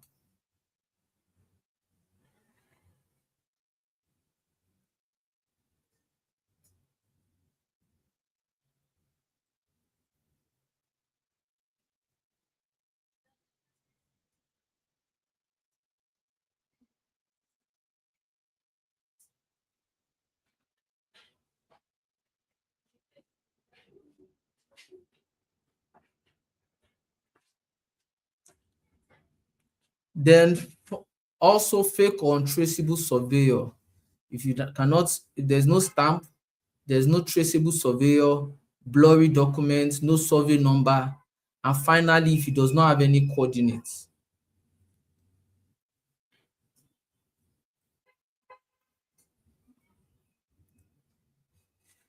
Then most definitely you are dealing with, that is most definitely a fake survey. And now I need everybody to pay attention.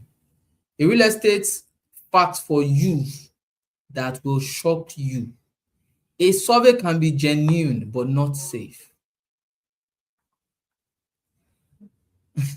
I repeat that. A survey can be genuine but not safe.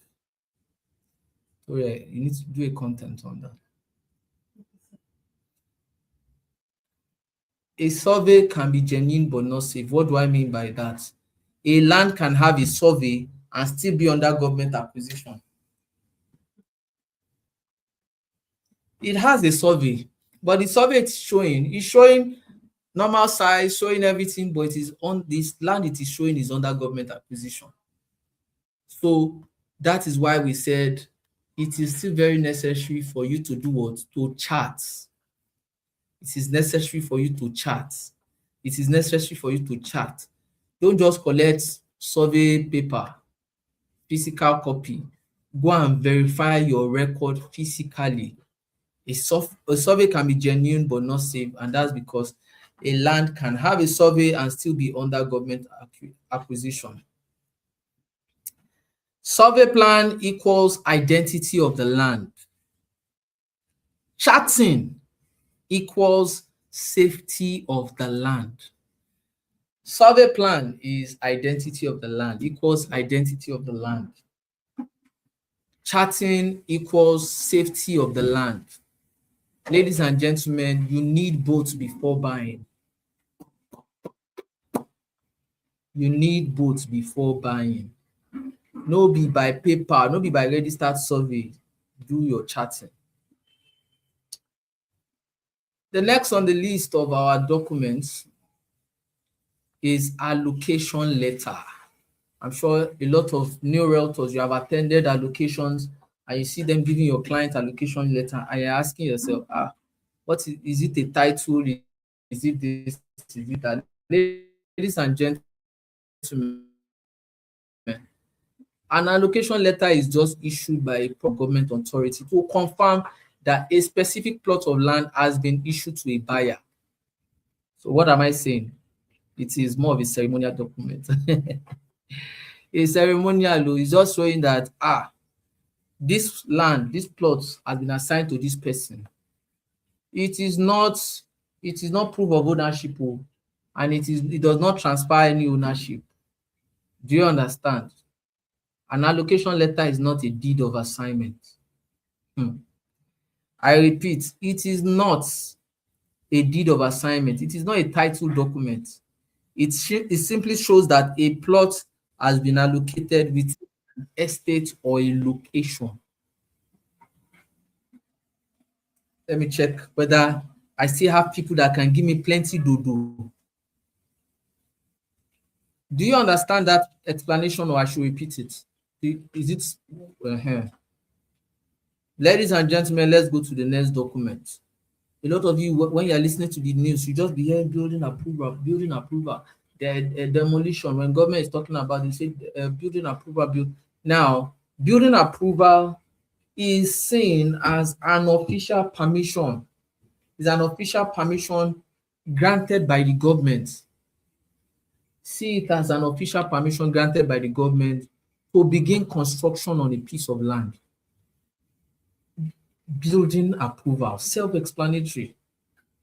I give you permission to build or do construction on this land. Shikena, nothing more, nothing less. Now, it ensures that proposed buildings complies with planning regulations and safety standards, because government has given you a right to use that land.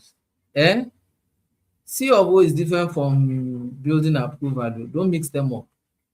C of O means, I've given you a right to own and use the land.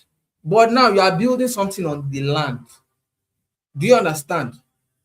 Government needs to be sure that what you are building on the land, because for every area, for every zone, for every location, there are existing regulations that must be followed. And there are existing safety standards that government has put in place. So building approval is just an official permission granted by the government to begin construction. That means you have followed all existing planning regulation and safety standard, and government now said, because you have followed all protocols are duly observed, you can start construction.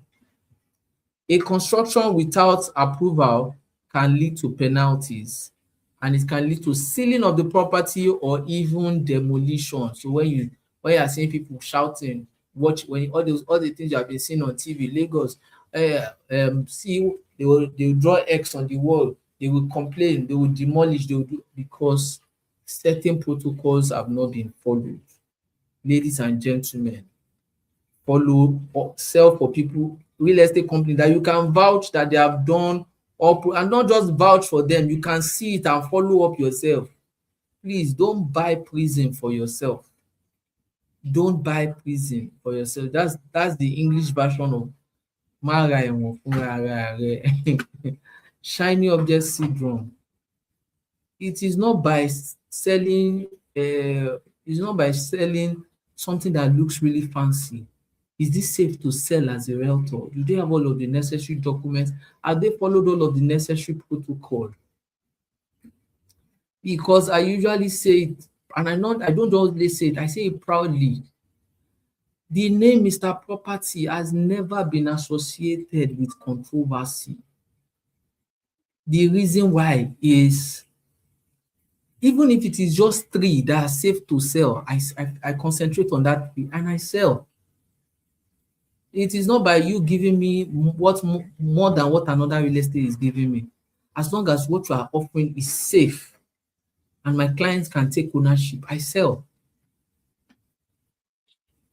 I've never visited police station for real estate matters before. Do you understand? Because I'm a contented person.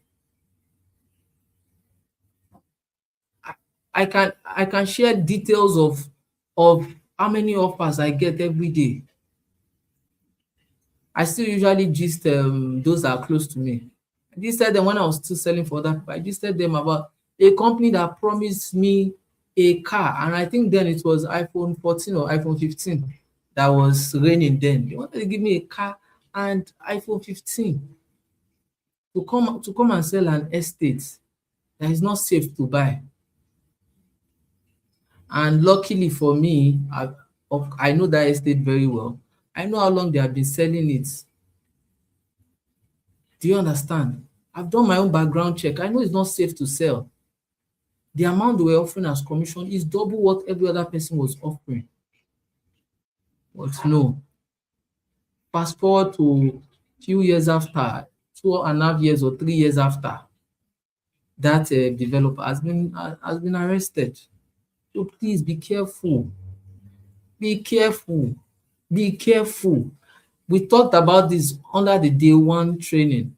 It's called the shiny object syndrome.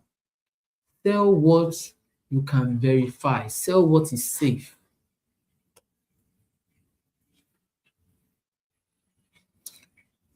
So let's explain all the things we have talked about in a simple explanation. Exition in one sentence means government has released the land. Number 2, Gazette means the official proof that the land was released. Certificate of occupancy confirms government recognized ownership. Deed of assignment shows the land now belongs to the buyer. Governor's consent is the final approval of ownership transfer. Survey shows the exact location and status of the land. Receipt confirms payment but does not prove ownership. Now, this simple explanation will stand you out when you're explaining to clients. Clients will see you and be like, now this person knows real estate. You don't have to use big words. You see how simple this definition is? That is the same way you're expected to explain to a client in layman's language, in a way they can understand. One of the favorite testimonial I have on my page is when a client said, there's a video that I posted where a client said, with Mr. Property, I did not know anything about property. But with him, I took baby steps because I was not in a hurry for her to pay. Realtors, let me give you one secret. When you provide value, oh my God, when you take your time to provide value, sales is automatic. This is a real estate sales formula that has worked for the top realtors in the industry. Provide value first, and sales is automatic. The client in question, I met her through someone. She was just in a hurry to pay. Now, don't worry, I trust you. Now, my friend said so many things about you. I said, I know you trust me, ma. And she was ready to, I said, no, you can go ahead and pay, but I need to explain things to, because she was asking questions relating to title. I said, okay, no, the land does not have a C of O. Yes, they are processing the C of O, but it has a registered survey. A registered survey. Can you break it down for me? So I have to explain to her from regular survey, meaning from receipt, from deed of assignment to survey, to registered survey, to exition, to gazette. I had to do You understand? She said, so I have to explain to her that because it does not have a C of O does not mean it is not safe to buy. Do you understand? In fact, the most affordable properties don't have C of O. So you buy within your budget from a company you are rest assured that they will perfect their title. And at the end of the day, she bought. Provide value. Sales is automatic. When you I need everybody to type that. When you provide value, sales is automatic. When you provide value, sales is automatic. When you provide value, sales is automatic. When you provide value, when you provide value, sales is automatic. When you provide value, sales is automatic. When you provide value, sales is automatic. When you provide value, sales is automatic.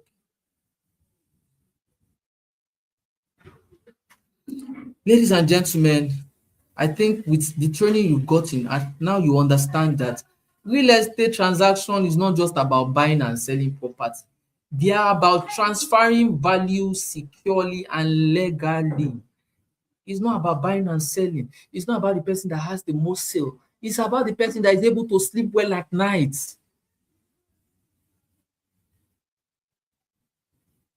Oh, Corey, help me write this down. I'm doing a content on that tomorrow. Sales, realtors, it is not about the person that makes the most sale. It is about the person that sells the safest property and is able to sleep well at night. I will do a content on that. So please, don't become envious of people. When you are when you are checking other people and you are just doing your nose like this, is it only you? You understand? Just leave people alone. Face your own properties you are selling. Do a thorough due diligence and sell. Do you understand? And a lot of time, it is not everybody that is selling things that are safe to sell.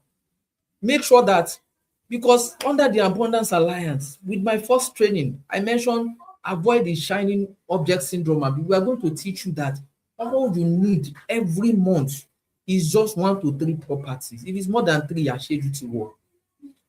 Pick 3 and concentrate. Know them like you know your Bible verses, or you know your middle name, or you know your name. Know them. Don't In fact, from those 3, it is easy for you to be the highest selling for those properties than when you are selling plenty properties. And those 3, you know you are safe because you know them, you know the owner, you have done due diligence, you have done background check. If companies come to my company, Mr. Property, I want Cozy Evans Limited to sell for us. You know the things we check. I want you guys to write this down now. Some of the things we check, we look at your past record. We look at your past records. We look at your past record. Let me type them. We look at your past record. We look at your past record. We look at your past record. Look at your past record. Look at your past record. We look at your documentation and title. Look at your documentation and title.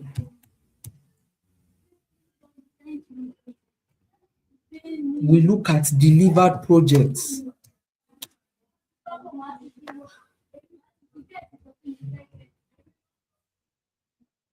We look at delivered projects. We look at delivered projects. I don't know why I did not include it as part of this training. Tori, remind me to include it as part of this write-up. We look at delivered projects. We look at delivered projects. We look at response time. We don't want to sell for companies that reply our clients 1 week after. We look at client relationship, client relationship and management. People that cannot relate with our clients well and cannot manage our clients well. We don't want to have anything to do with them. What are the other things we look at? Then we also look at location. Look at location. Let me put location and landmarks together. Landmarks.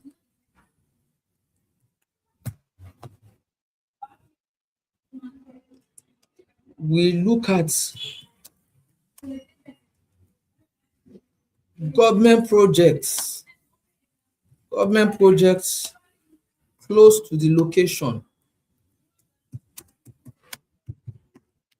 For those selling my estate, Novaro Hills, please, these things I'm talking about, not them down too. If we don't have it, don't sell for us. That's why I'm that confident.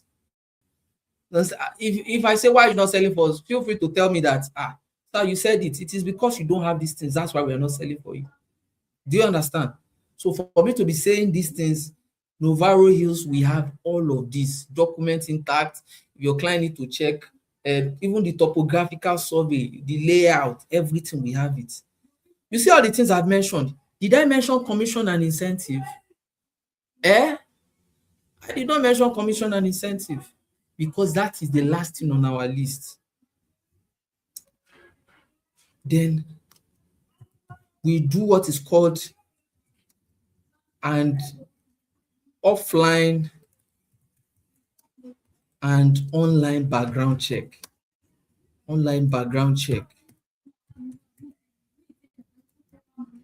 In fact, some companies like this, it is from ordinary Google review that you will find out.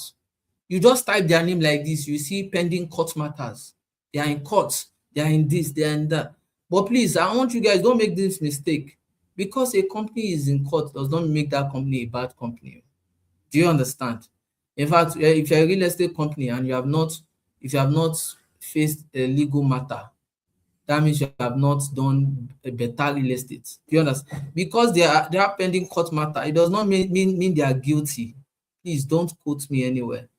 Do you understand? There are matters that might be in court because maybe the client in question is troublesome.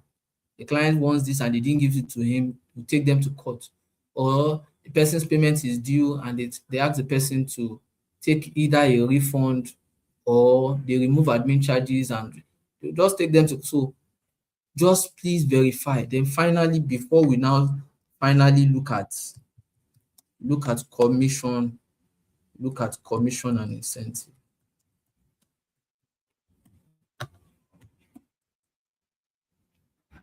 So these are commission and incentive is the last thing. For some of us, my hair is filled though. So I used to hear what people used to say. Mr. Property is proud. Blah blah. We tell him to sell our property. We not please. Me too, I'm selling my own too. And I am not angry when people don't sell it. The most important thing is if you are selling my property, you are selling with your eyes closed. I don't want my realtors to be running helter-skelter, selling something that is not safe. Ladies and gentlemen, so these are the things we look out for when we are selling properties. So if you are selling my estate too, you can watch out for these things before you sell.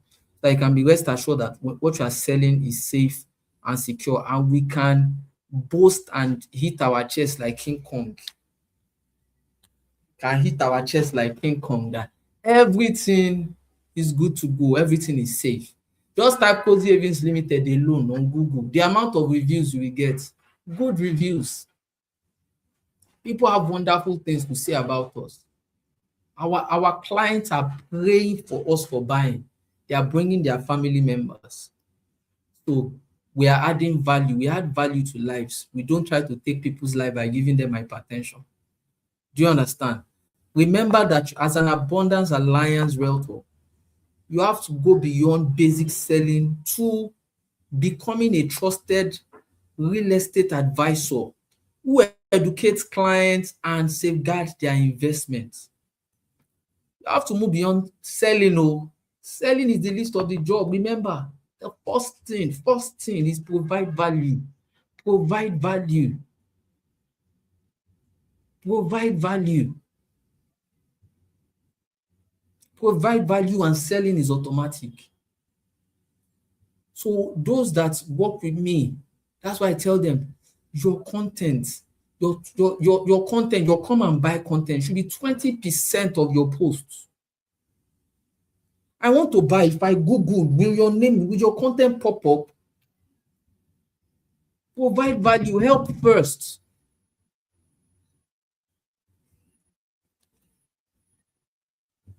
For those that have been with me since 2015, they know this my favorite quote. This quote, I think it came when I was training realtors on helping people. And that quote is, help people without expecting anything in return. Expecting anything in return.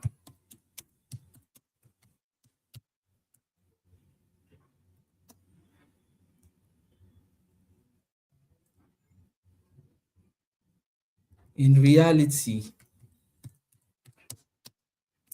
there is always something in return. There is always something in return. I don't think I've gone the extra mile helping a client and I don't get benefits. I was on the island last week. The client I took to buy property, how we met is not through Mr. Property.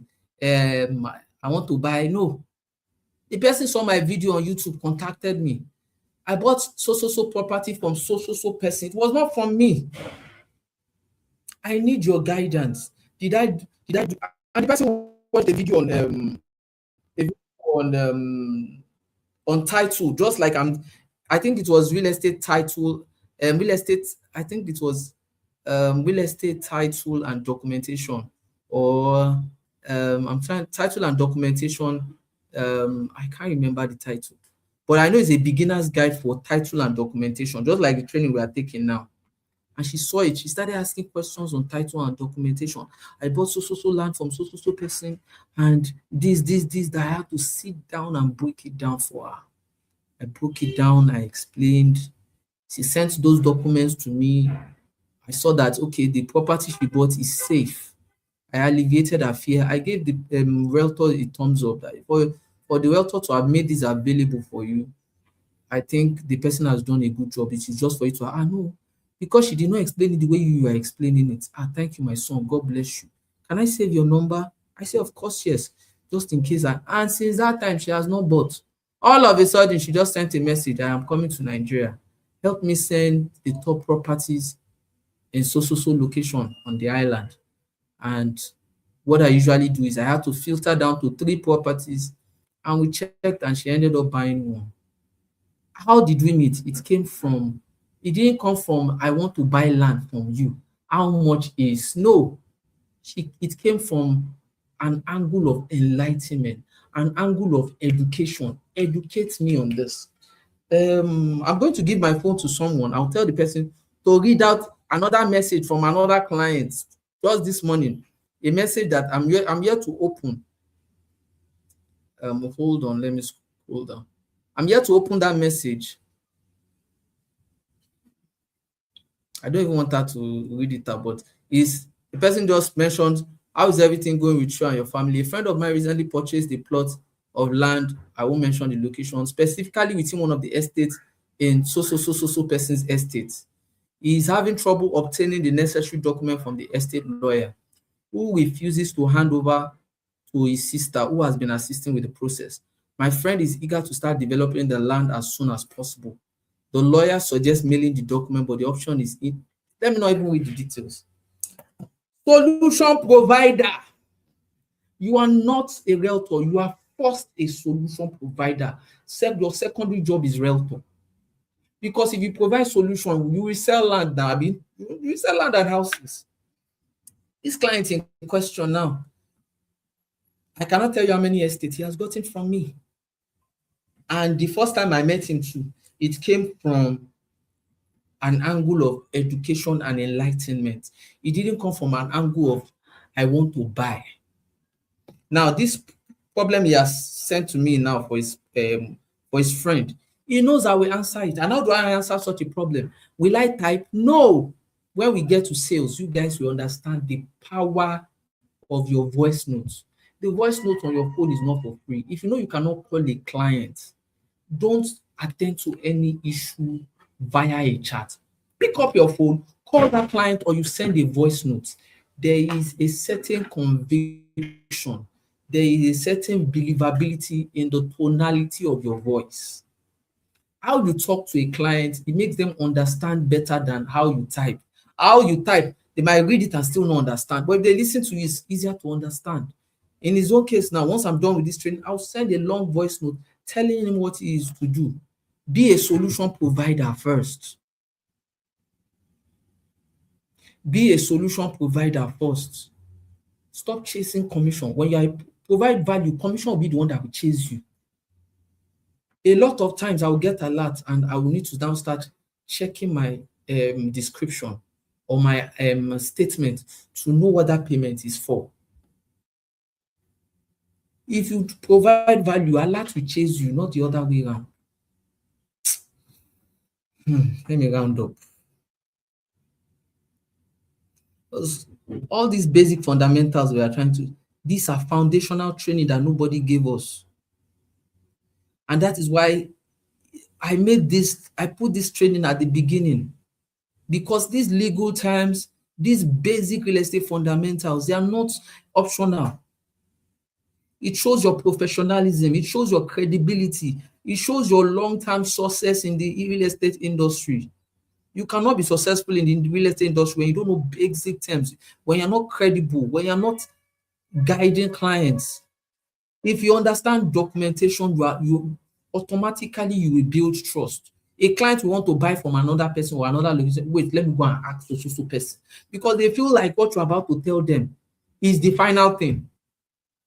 Don't I've had a situation whereby a client wants to buy from somebody else, an estate I'm not selling, and the person will now say, let me talk to this person. Whatever the person says is final. I didn't even know I was on speaker. And the client was asking me on questions on documentations, scenarios that is happening at the moment and why he or she is skeptical. And I guided the person. And I told the person the things to request for. And the deal went very well and the person got the allocation on time. Well, where there's another deal where I told the client, I didn't even know I was on speaker too. I said, run, no. Run for your life. Do you understand? Don't be sentimental. Some of you say, because this client is not buying from me, let me spoil. Don't spoil other people's deal. Don't do that. Don't do that. Please, nobody, including myself, I will never promote that, because we are together in the industry. Everybody is trying to make money. If the thing is good and the client just needs your guidance, provide your guidance. If the client that trusts you enough to come and buy, to seek your guidance to buy from another estate, will definitely buy from you if you have that same property.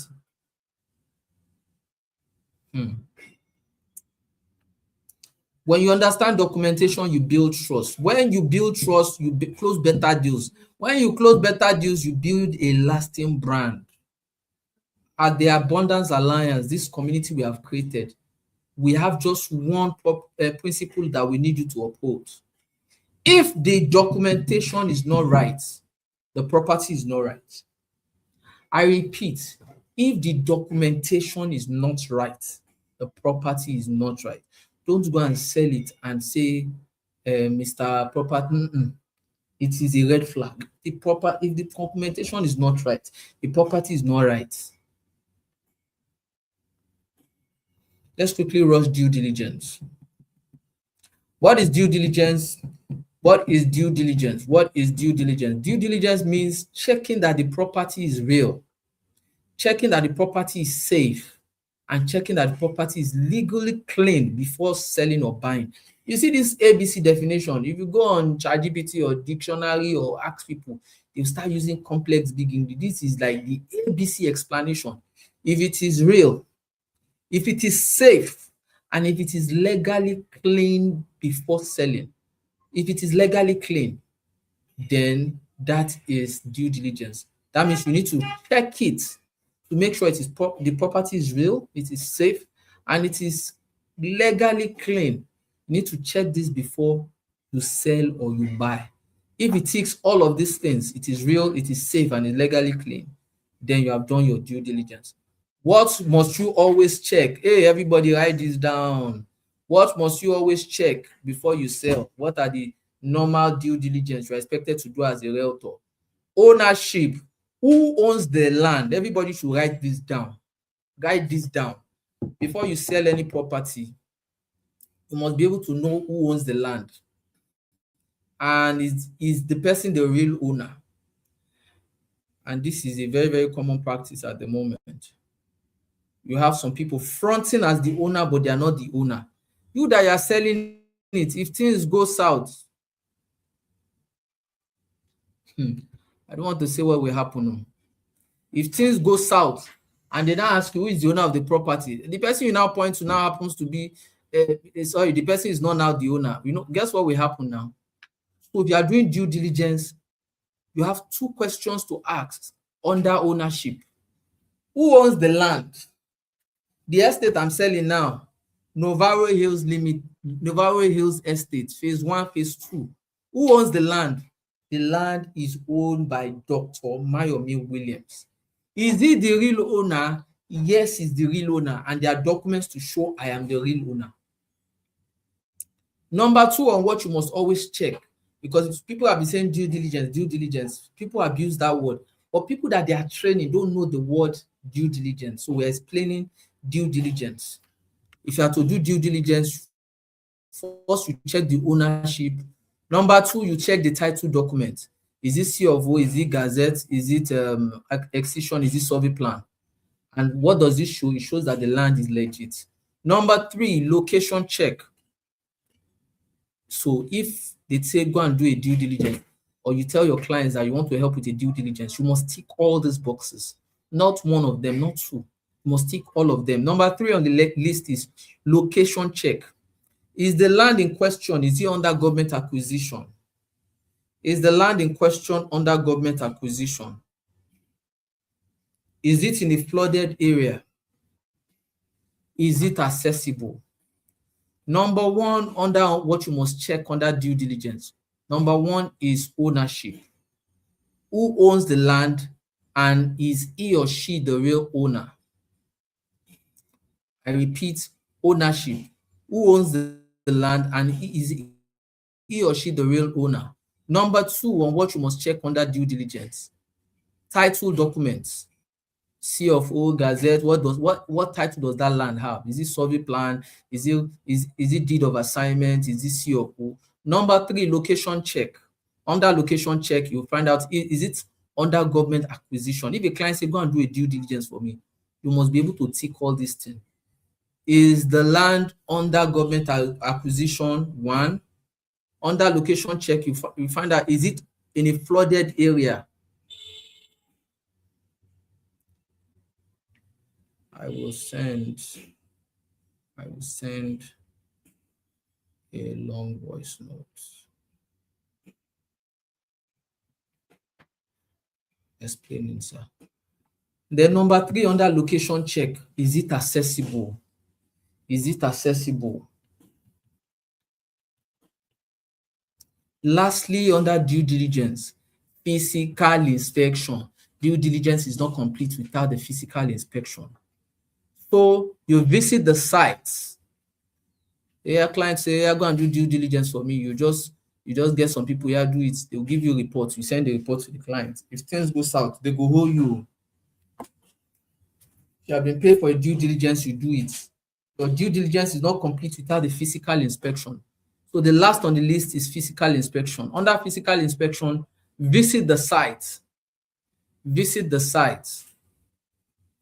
Visit the site. Number 2, confirm it exists. Number 3, check the surroundings. If cannot verify it, do not market it. If you cannot verify it, do not, let me put it in capital letter. Victoria, please let me type it and pin it. If you cannot verify it, do not market it. Realtors, it is not only clients that are avoiding fraud. How to avoid fraud as a realtor. How to avoid fraud as a realtor. Because the truth is, there are loads of scammers out there. Your job is not to only protect your own self, to protect your clients as well. Number one common scams we see: selling land that belongs to the government. Selling land that belongs to the government. They sell land that belongs to the government. Number two, fake documents. Number two, fake documents. Number three, one land sold to multiple buyers. One land sold to multiple buyers. Last but not the least, cheap land that is too good to be true. If it is too good to be true, ladies and gentlemen, your due diligence should be doubled. Once a deal is too good to be true, all the hair on my body is always standing up.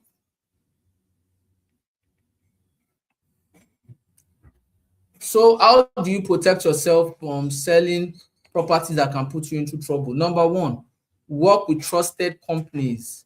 Work with trusted companies like Cozy Havens Limited. Work with trusted companies like Cozy Havens Limited. If you are not working with Cozy Havens Limited, you need to work with Cozy Havens Limited. Trusted, verified company. Trusted, verified company. Number two, always verify documents. At any day or night, you can walk into our office and request to verify our documents. We are not selling audio, we are selling what people can see. You understand? Even if they cannot come to our office, we can send documents to them for verification. Number three, never rush deals. Never rush deals. You want to make that commission so bad. I know you want to make that commission so bad. Please,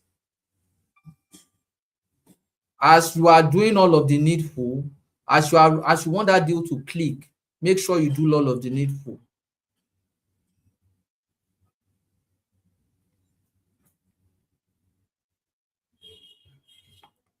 Next on the list is avoid urgent payment pressure.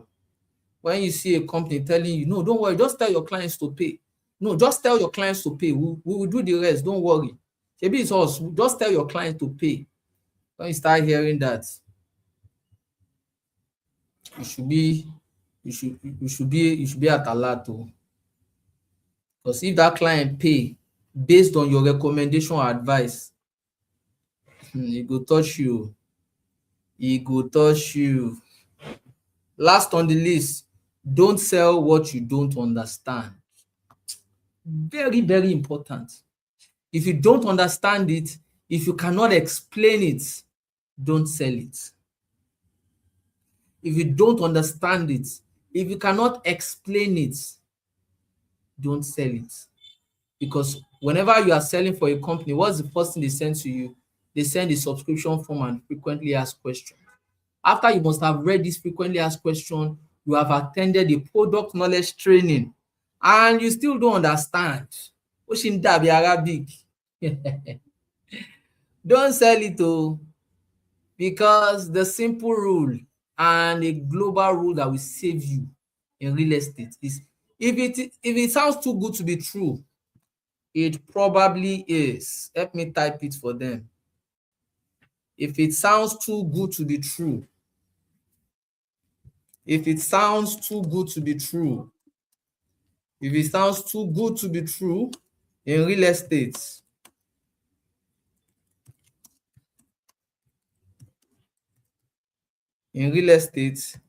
it probably is. If it sounds too good to be true in real estate, It probably is. So last but not the least, commission. For those that are just joining real estate, for some of you that understand this, you can choose not to listen. But like I said, this is a foundational training. We want to explain in simple words. Some people don't understand what commission is and they want to do real estate. We need to explain it to them. Or the purpose is defeated. Why are they here? If we assume they know everything. So how do we explain commission? What is commission? Now, this is your money that you earn after helping a client buy property. Cozy Havens Limited, you bring a client into my office to buy from my company. When that client buys from my company, the money I pay you, the percentage I pay you for giving us that client is what is called a commission. Is it well explained in simple terms? If the property price, for example, now, if we are selling land for 5 million and the percentage is 5%, you will earn 250,000. Though that is not our commission structure. Our commission structure is way higher than that. We give 15%. So we are just citing an example. So what you earn is what is called a commission. And how do you get paid? You bring a buyer, your buyer makes payment, the company confirms the payment, you get your commission. Shikena. Now, most companies pay between 5 to 10%. Some companies pay 15%. We pay 15%. Now, some deals pay higher than others. So don't say because Cozy Havens gave me 15%, another company will give you 15%.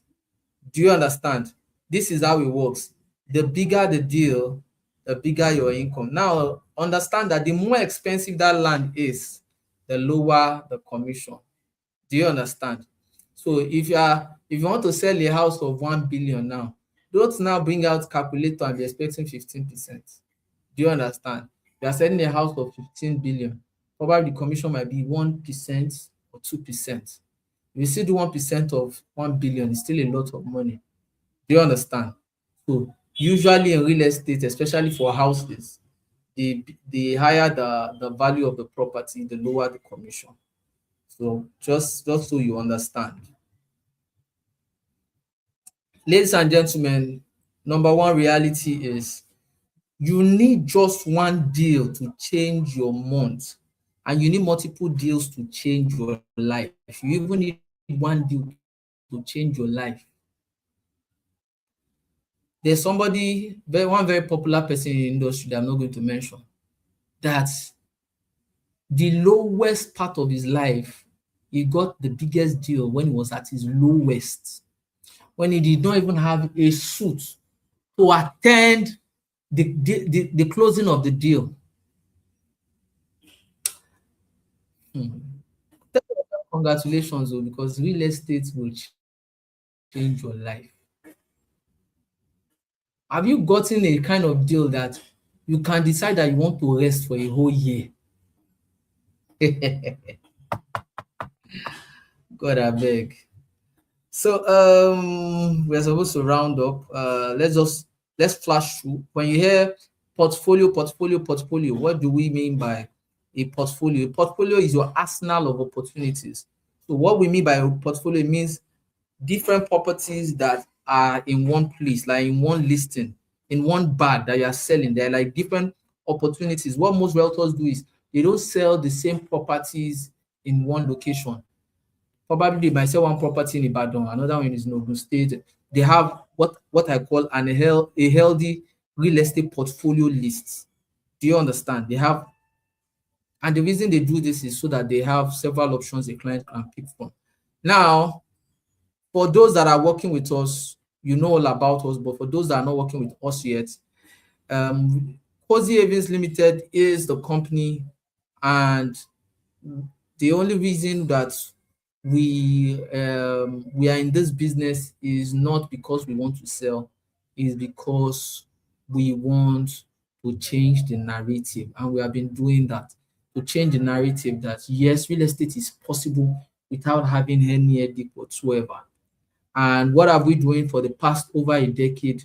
We have been building, we have been scaling, and we have been sustaining success in the real estate industry. And one truth that a lot of people do not know is that, and I've always told other realtors this, that your success as a realtor is directly tied to the quality of your portfolio. If you have a bad portfolio, if if you did not build an intentional portfolio, trust me, the list of properties you have will do your brand more harm than good. Do you understand? If you have good list of properties to sell, it positions you as a realtor for consistent win.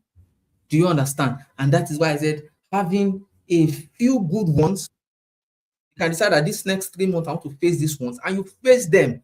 You can, it is for you to become the highest selling, win cars, go on trips, than you sell one of these, one of these, one of these, and you don't qualify for anything or you don't win any incentive. The best selling realtors, that's what they do. They face good list of properties, they face good portfolios, they sell the hell out of it, and they qualify for different incentives. Do you understand? Your list of properties must be scalable, and they must give you what I call intentional income, intentional and measurable income. What do I mean by that? If I sell 20 of this, I will get this. So you can measure it, and because you can measure it, you can scale it. Now, portfolio goes beyond just list of properties. It's a collection of land or properties generally, and it is what I call a strategic sales asset list, and it is only designed for modern real estate professionals, not marketers. So when you are talking and your language, they'll tell you, okay, what properties do you have in your portfolio? When they say your portfolio, don't feel out of place. Don't make it look like they are saying something you don't understand. Now, ladies and gentlemen, before you decide to start selling real estate, you have to first create a robust portfolio. A very robust portfolio. You sit down and take your time. You study different properties using all the earlier identifiers that I've mentioned. You sit down and you create a robust portfolio using all of those identifiers, because, ladies and gentlemen, your portfolio determines your earning capacity in real estate. If you say you want to make 20 million in real estate, the question is, let us see your real estate portfolio. What are the things you have in your real estate portfolio? Now, why is Cozy Havens Limited? Why should Cozy Havens Limited be in your portfolio? That is because, number one, we have verified lands. Our land are verifiable. You can call us, get documents, you can walk in with your clients. Your client can visit our site. No, your clients will not be afraid that one money will beat him, or there's one hey happening on site. No.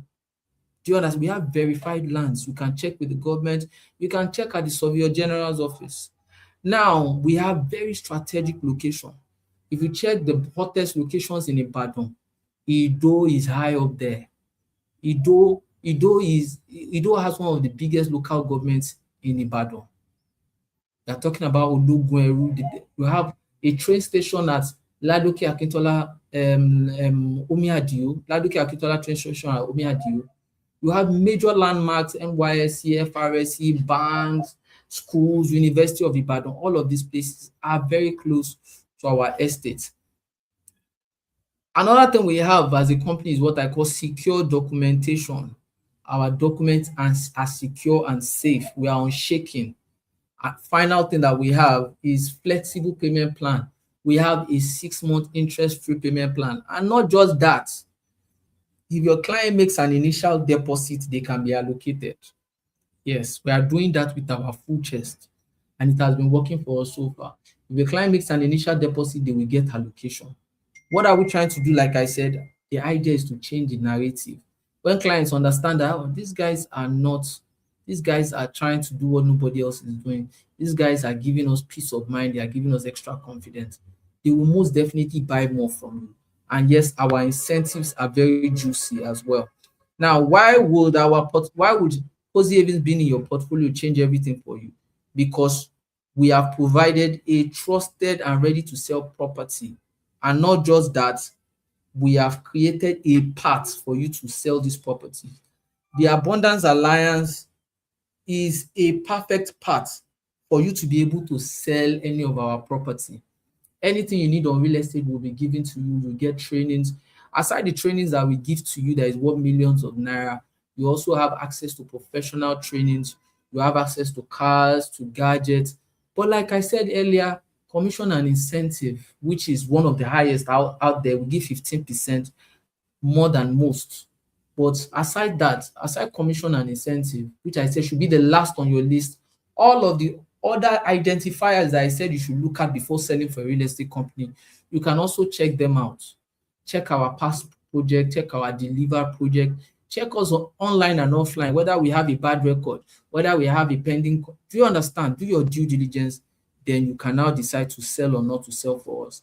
Another reason why you should sell Cozy Havens Limited is because we have a structured system that supports growth, fast response time, and also it is very easy to grow if you're selling for Cozy Havens Limited.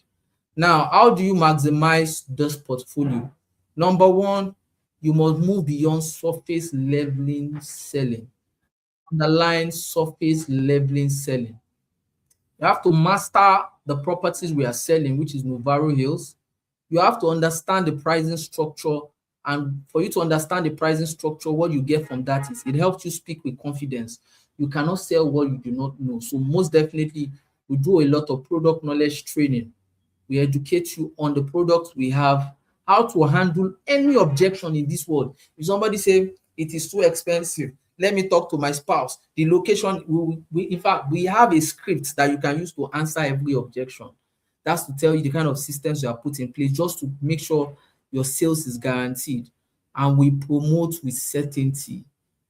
And that's because we know that confidence closes deals.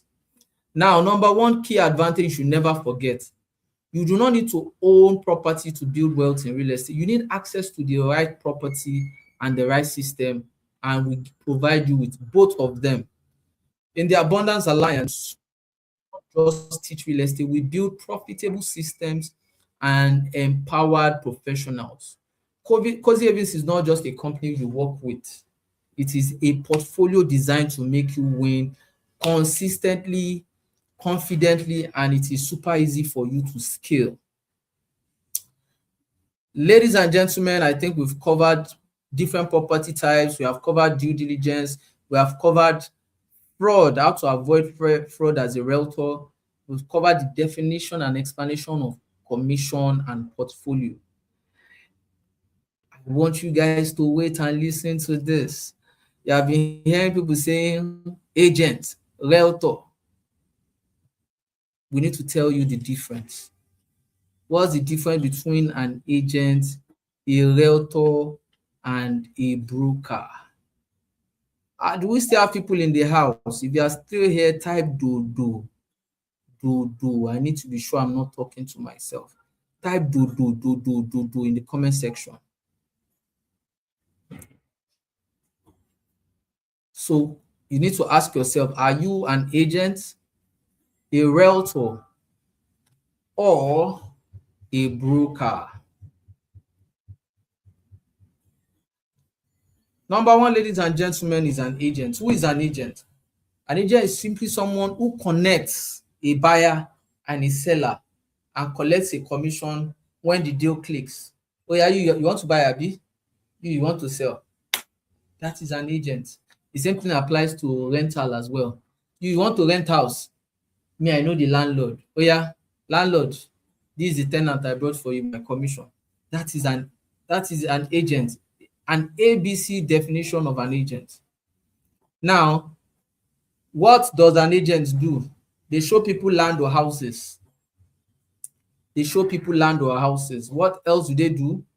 They just share listings. What else does an agent do? They negotiate prices. Number 4 on the list,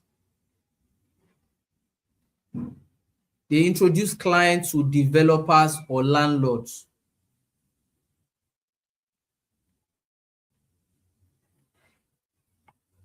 And finally, they hope to cut something from the sale, which is usually their commission.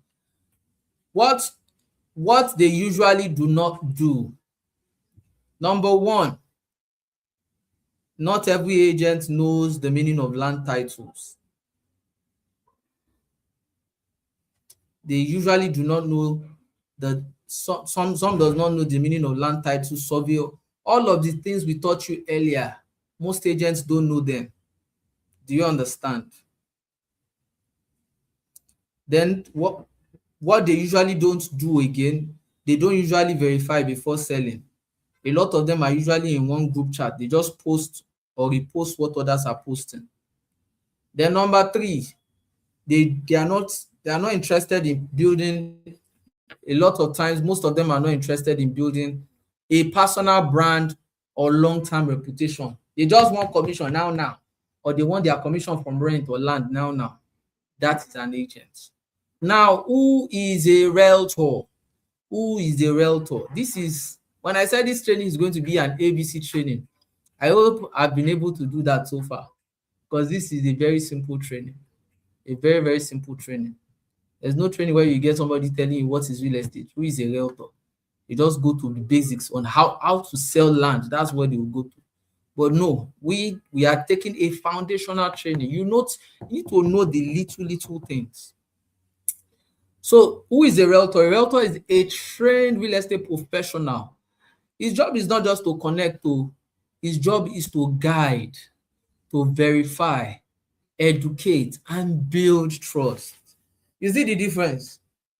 Agents just to connect buyer and seller and collect commission. Realtor is a trained real estate professional, because at the end of this training, you will get your certificate as well. You can tell people that, no, I am a trained real estate professional, because we're trained on all the fundamentals. You did not do the regular 1 hour training, 1 hour training, 2 hours training and get certificate. No, we are getting a full real estate training. So you're a real estate professional. A realtor is a trained real estate professional who does not just connect people, they guide. So if you just want to sell at all costs, remember, if you are trying to sell at all costs, that makes you an agent. But if you guide, if you verify, if you educate and build trust, you're a realtor. Sometimes a realtor can still be called an agent, but they operate with more knowledge, structure, and long-term vision. So some clients will still see you as an agent, because for their own eyes, everybody is an agent. But the difference between you and the regular agent is you have more knowledge, you have better structure, and you have a long-term vision. So what does a realtor do? A realtor understands land title. Number one, a realtor understands land title. Number two, a realtor can explain documentation clearly to clients. Just like I explained all of these things to you, you can explain it like ABC to clients. Number three, a realtor follows a code of ethics. They don't lie, they don't pretend, they don't forge. Do you understand? There's a code of ethics. I can't say the same thing about agents. The next thing, a realtor builds an online brand and consistent visibility, while an agent does not care about building a brand reputation. Do you understand? They don't care about, they are not interested in long-term brand reputation or branding whatsoever. Then what's the next thing? A realtor follows up like a professional. And finally, a realtor advises buyers based on value, not hype. So if I'm to put realtor in one definition, realtor equals agent plus training plus professionalism plus integrity. What a formula. What a formula. Agents plus training plus professionalism plus integrity equals realtor. So who is a broker, ladies and gentlemen? A broker is a high-level professional who can supervise, train, and manage agents and realtors. So brokers oversee You understand? They are more advanced. They are better trained. So brokers often own real estate companies or brands, and they are usually licensed and have gone through more real estate advanced training. So what does a broker does? A broker trains and manages other realtors. A broker can register a real estate firm. A broker handles larger or more technical transactions. A broker oversees commission and deal closing. And a broker often works with lawyers, surveyors, and developers. So the next question is Cozy Havens a brokerage? Yes, it is. So we use broker to describe a well-experienced agent or company boss that has access to multiple properties and handles bigger, deeper deals. So can you see this side-by-side explanation? Agent, realtor, broker. Knowledge level, agent, basic. Realtor, professional. Broker, advanced. These are simple ways to know the difference. Verifies document, agent sometimes, realtor always, broker always. Training, none. Realtor, yes. Sometimes under mentorship or training. Broker, yes, years of experience or licensing. Now, train others, no. Realtor maybe, broker, yes. Long-term career focus usually no. Realtor, yes. Broker, most definitely. Let's proceed. We need to round up. Now, how to explain it to clients or new agents? So for you to explain, you tell them that an agent is a connector. A realtor is a trained guide, not a connector. You are a guide, a real estate guide. Number 3, a broker is the boss. A broker is the boss. Agents just collect commission. Realtors build trust and grow a brand. Brokers run the game. Now let's talk about real estate terminologies.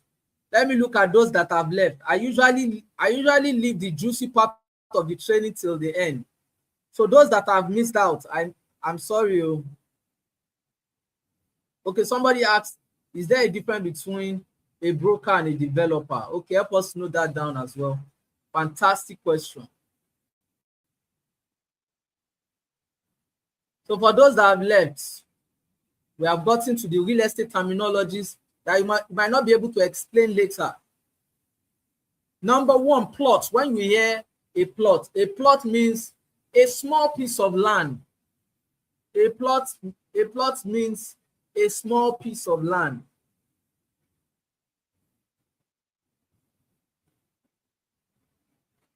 What is an acre? What's the meaning of an acre?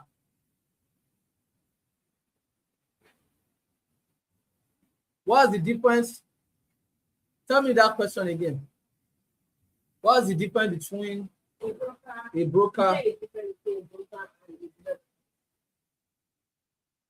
Okay.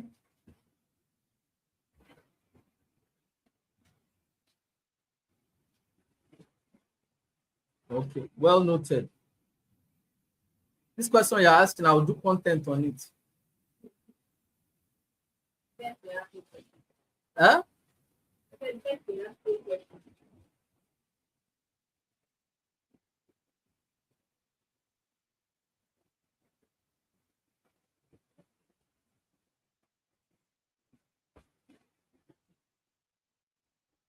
An acre means 6 plots of land.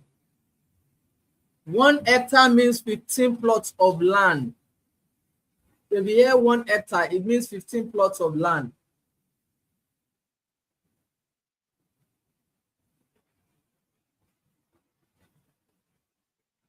One hectare means 16 plots of land. So when you hear people saying title, what does the title mean? Title means legal proof of land ownership. Legal proof of land ownership. We have talked about survey, so we are not touching that. Allocation means when an estate assigns you to a specific plot or plots. When an estate assigns you to a specific plot of plots, that is an allocation. We have talked about exition. We have talked about the Gazettes, C of O, governor's consent. So we are not touching that anymore because we need to round up. What is an off-plan? An off-plan means buying a property while it is still being built. Buying a property while it is still being built.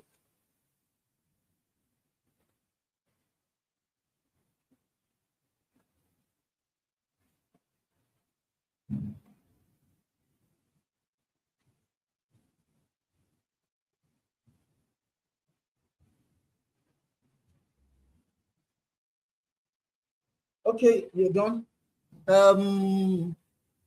Fully finished. When you hear people say a fully finished house, a fully finished means ready to move in. Ready to move in.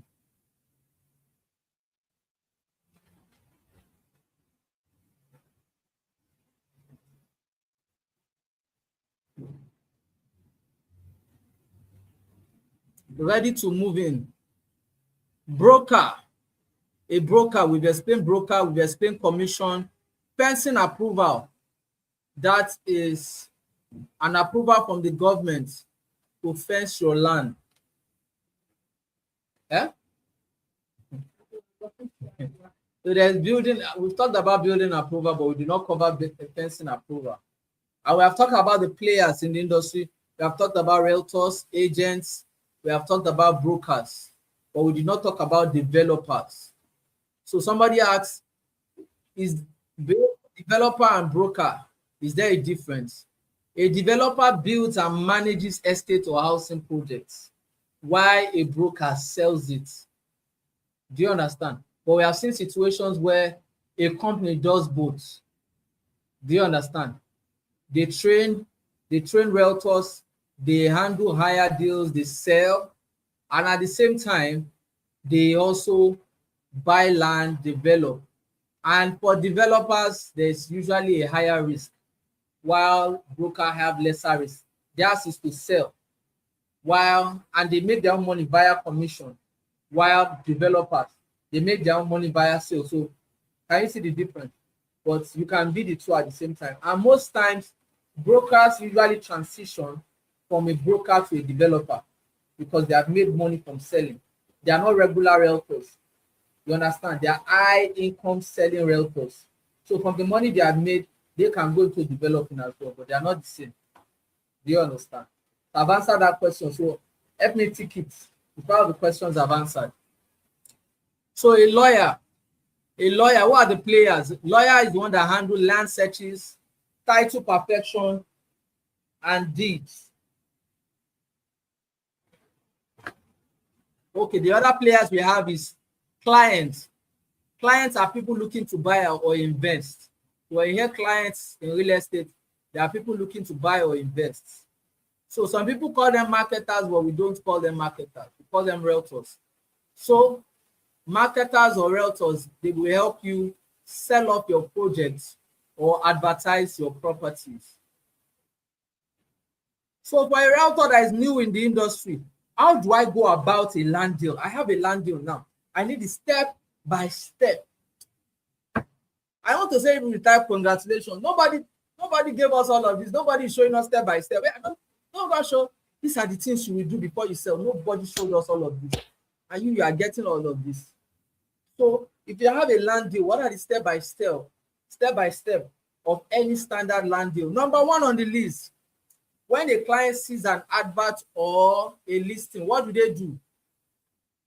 They reach out to a realtor, Abi. And what does this realtor do? This realtor answers questions and does what? Books inspection. The client inspects the land or property. While the client is inspecting the land or property, what does the realtor do? The realtor explains the title. The realtor explains the location, talks about return on investment, talks about ROI, talks about government-backed project, talks about landmarks, talks about allocation. When the client is satisfied and the client decides to buy, what is the next thing? The client pays to the company. Client pays to the company or developer. And what is expected, the company sends to the client a receipt, invoice, contract of sale, and what is called letter of acknowledgement. Those are the things we give at Novaro Hills, Cozy Havens Limited. Now, after this must have been given, clients get allocated with the following documents. They get allocation letter, they get deed of assignment, they get survey. In our company, we give what is called a registered survey. We don't give a regular survey. They also get a physical copy of their invoice, receipt, contract of sale, and letter of acknowledgement. Then, after that, are you done?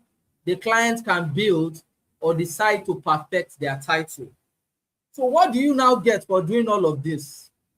You get what is called a commission. After your client has paid, payment has been confirmed, receipt has been done, you get your commission. Now, when a client is done paying and has been allocated, is that the last step? No. There are optional steps your client can take. And such optional steps include applying for building approval.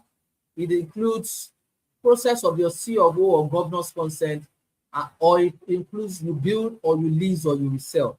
These are just optional steps. Wow.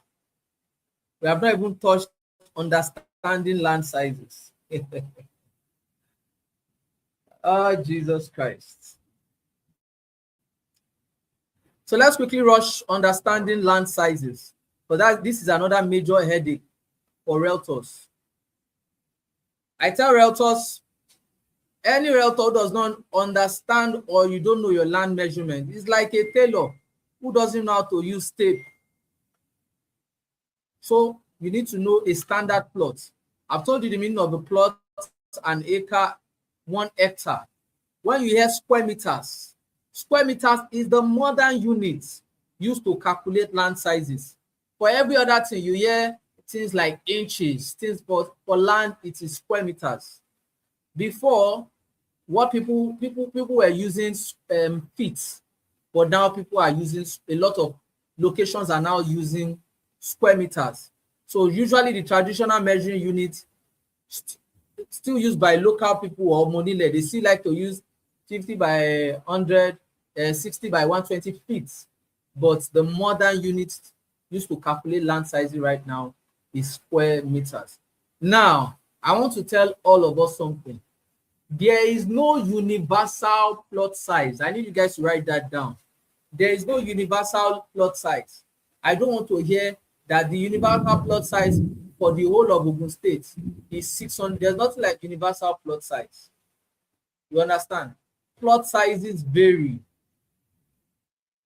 Some parts of Lagos, you get 60 by 120, which is 648 square meters. Ogun State, you get 50 by 100. Sorry, Oyo, you get 50 by 100, which is sometimes 465 square meters, or some places you get 648 square meters. Some places in Oyo, you get 500 square meters. In Ogun State, some places you get a 600 square meters. Some places you get 648 square meters. And I've seen scenarios in Ogun State where you also get a 500 square meters. Abuja, they don't use feet at all. They don't use feet. Something by feet. They don't use it. In Abuja, the plot sizes vary. You can get a 450, 500, 600, or a 1,000 square meters. A 1,000 square meters in Abuja. So in Lagos, they follow urban planning standard, which is common in most estates, and that is 60 by 120. Ogun and Oyo, they often offer 50 by 100.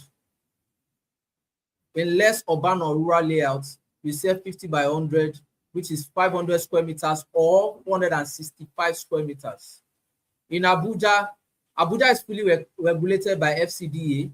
When we get to that part of the training, we also cover that. Abuja is fully regulated by the FCDA, so land is measured by strictly in square meters, nothing like feet. And in Abuja, you get to see 450 square meters, you get to see 600 square meters, you see 1,000 square meters. I think I've been able to cover that. Finally.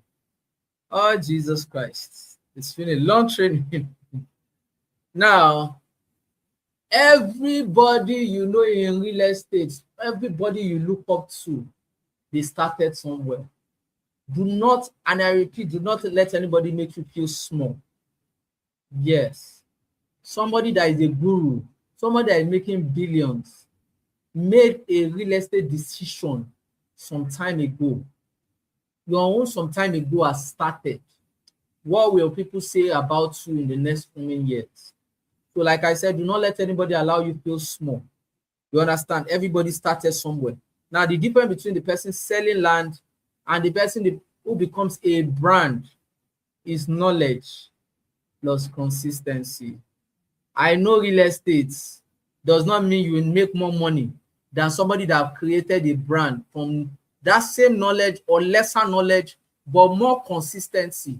You can remember from day one, I said speed is greater than perfection in real estate. The people that make the most money from real estate are not the most knowledgeable. A lot of people that make the most money from real estate are people that implement and have systems and structures in place. So don't be the guy, don't be the girl that sells land only. Be the one that builds a brand, gets knowledge from real estate, and is very consistent. Now, you need to also learn the plot sizes, just like we explained. You need to learn how to help clients plan better, provide value, and you have to help them, you have to guide them to make better buying decisions. You are a solution provider, you are a wealth creator. You are a solution provider, you are a wealth creator, you are a real estate guide. You are all this and more. Don't be a land seller. Don't be an agent. Now, at the Abundance Alliance community, we don't just want you to be a part of us. We want you to be able to break explanations down to clients. And from that, you can build trust over time. These things are not automatic. You build trust. When you educate, you build trust. When you build trust, you make better income. When you make better income, you create better systems for yourself. And when you create better system, you make seamless inflow. So I need everyone to pay attention, stay focused, tunnel vision. Why am I in real estate? The only reason I've not shared the resources I promised to share is because the response on the group chat has been extremely poor. So I think I'll only share resources with those that really need them. It is not automatic. People that really want this, that really want real estate, every other, probably they will be buying it when I probably release my book or release a real estate course. Because this training alone, I know how much it will cost if I'm to do it for any company. It will cost millions of naira. And you are getting it free of charge. We are talking about how many hours? We are talking about 4 hours. So please, let's learn the value of trainings, especially if this training are not monetized. I think with time, it has been proven over time that people appreciate something that has money attached to it. If you give it free of charge, the person will not know the value. Please, let's not be that person. Let's not be that person. If you have enjoyed every part of this training, I need you to type in one sentence. I need you to tell us what you have learned. In one sentence, tell us your favorite part of the training, what you have learned in one sentence. In one sentence, tell us what you have learned.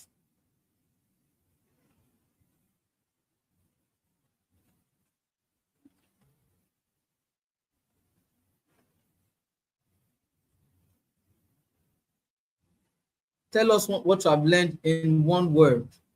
In one word, tell us what you have learned.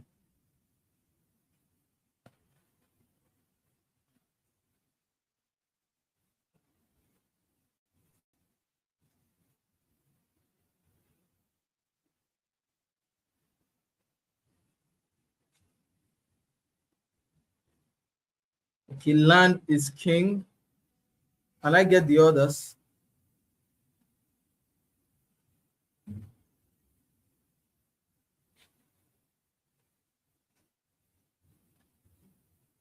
Tell us what you have learned in the comment section.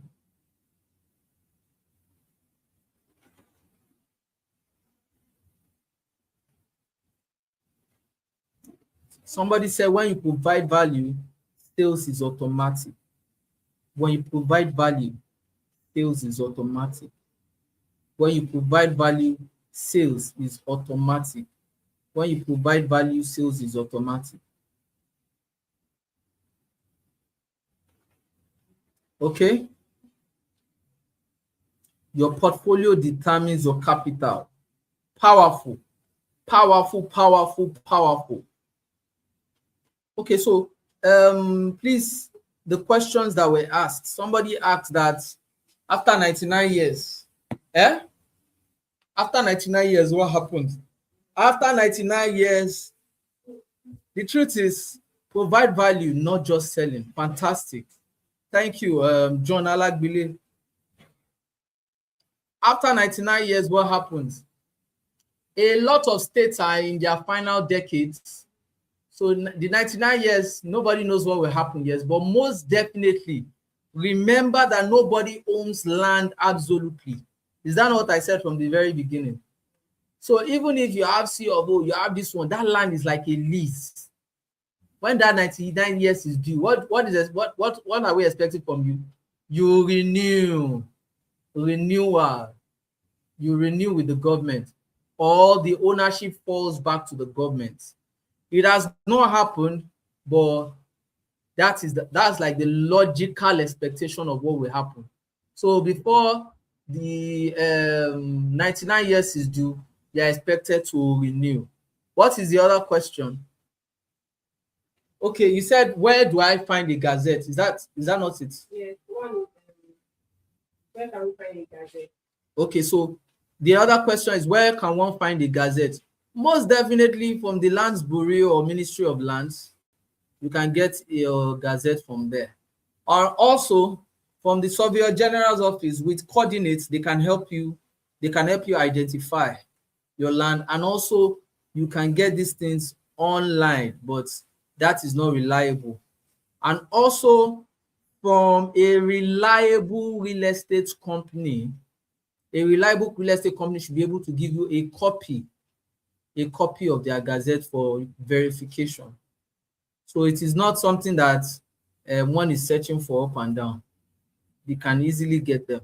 Is there any other question? Is there? Is the 99 years fixed for all CFO? No. It's not fixed for all states. Some states it is lesser than that. So it is not universal.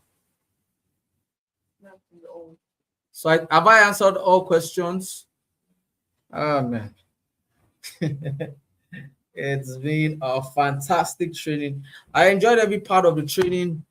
I don't know about you. If you enjoyed the training, I need you to type do.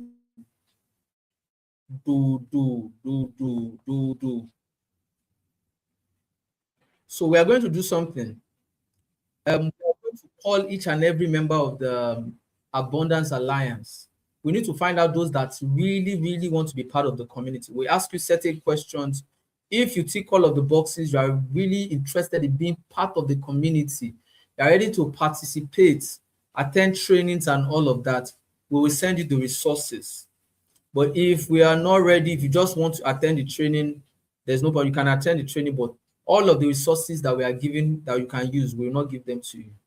Do you understand? Because we want to give them to only those that know the value of what we are giving.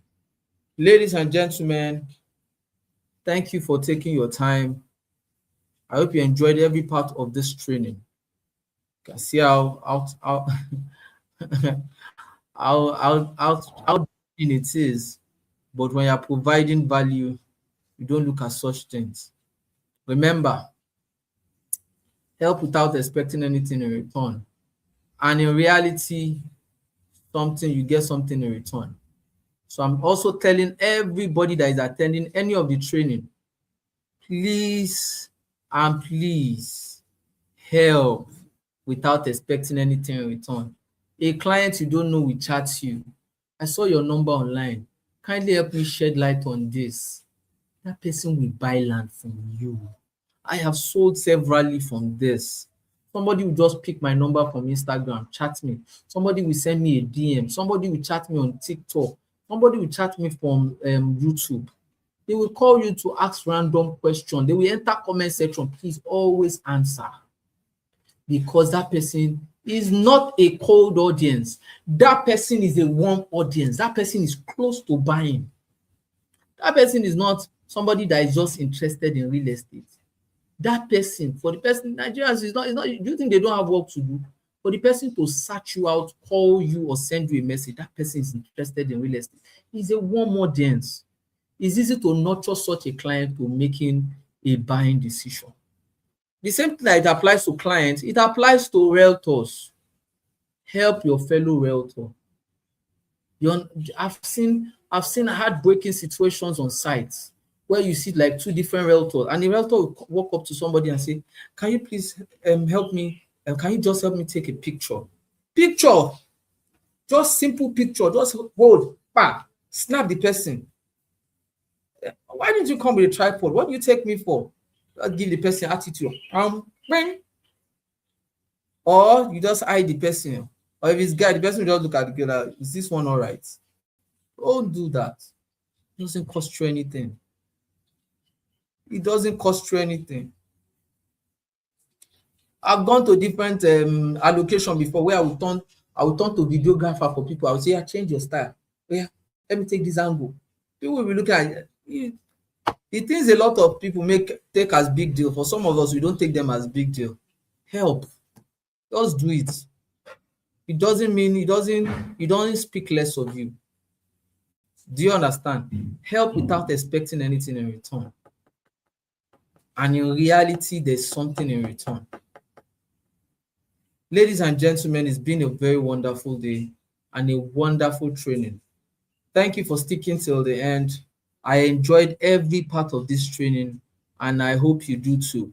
The day one training, I said everybody should go and comment on the Instagram page, the comment section. Nobody commented. Do you understand? Nobody commented. I don't think that is fair enough. The last training we did was for over 4 hours. This one too. Do you understand? The listing is engagements. We are not asking for money. We are not just this simple task you are asked to do. Go and comment. Tell us your experience. The day one, day two. Tell us your experience. How has it been? Did you get value? Tell us your major takeaway from day one and your major takeaway from day two. And for those that are yet to subscribe, hit the subscribe channel. I remain Dr. Mayomi Michael Williams, aka Mr. Property, the Property. I will see you on day 3. Day 3 is day 3 is going to be fire, because day 3 is when we start talking money, when we start making money. Please, if you're not ready to make money, get out of here. Don't even attend. We are looking for action takers. Do this and make money. Do this and make money. If you're not ready, please do not join. Day 3 is going to be massive. That's why day 3, I think we're going to have day 3 at night. We can start from like 6 o'clock. 6 o'clock. We start from 6 o'clock. So everybody's watching from home. You're more relaxed. Because I want it to be entering our heads. It's like sensor and say you have eaten, you have relaxed, you have showered. Let's have day 3 in the evening or at night. Might make sense. I remain Mr. Property, the Property, your go-to guy for everything real estate. I will see you tomorrow. Pumba, Pumba, Pumba.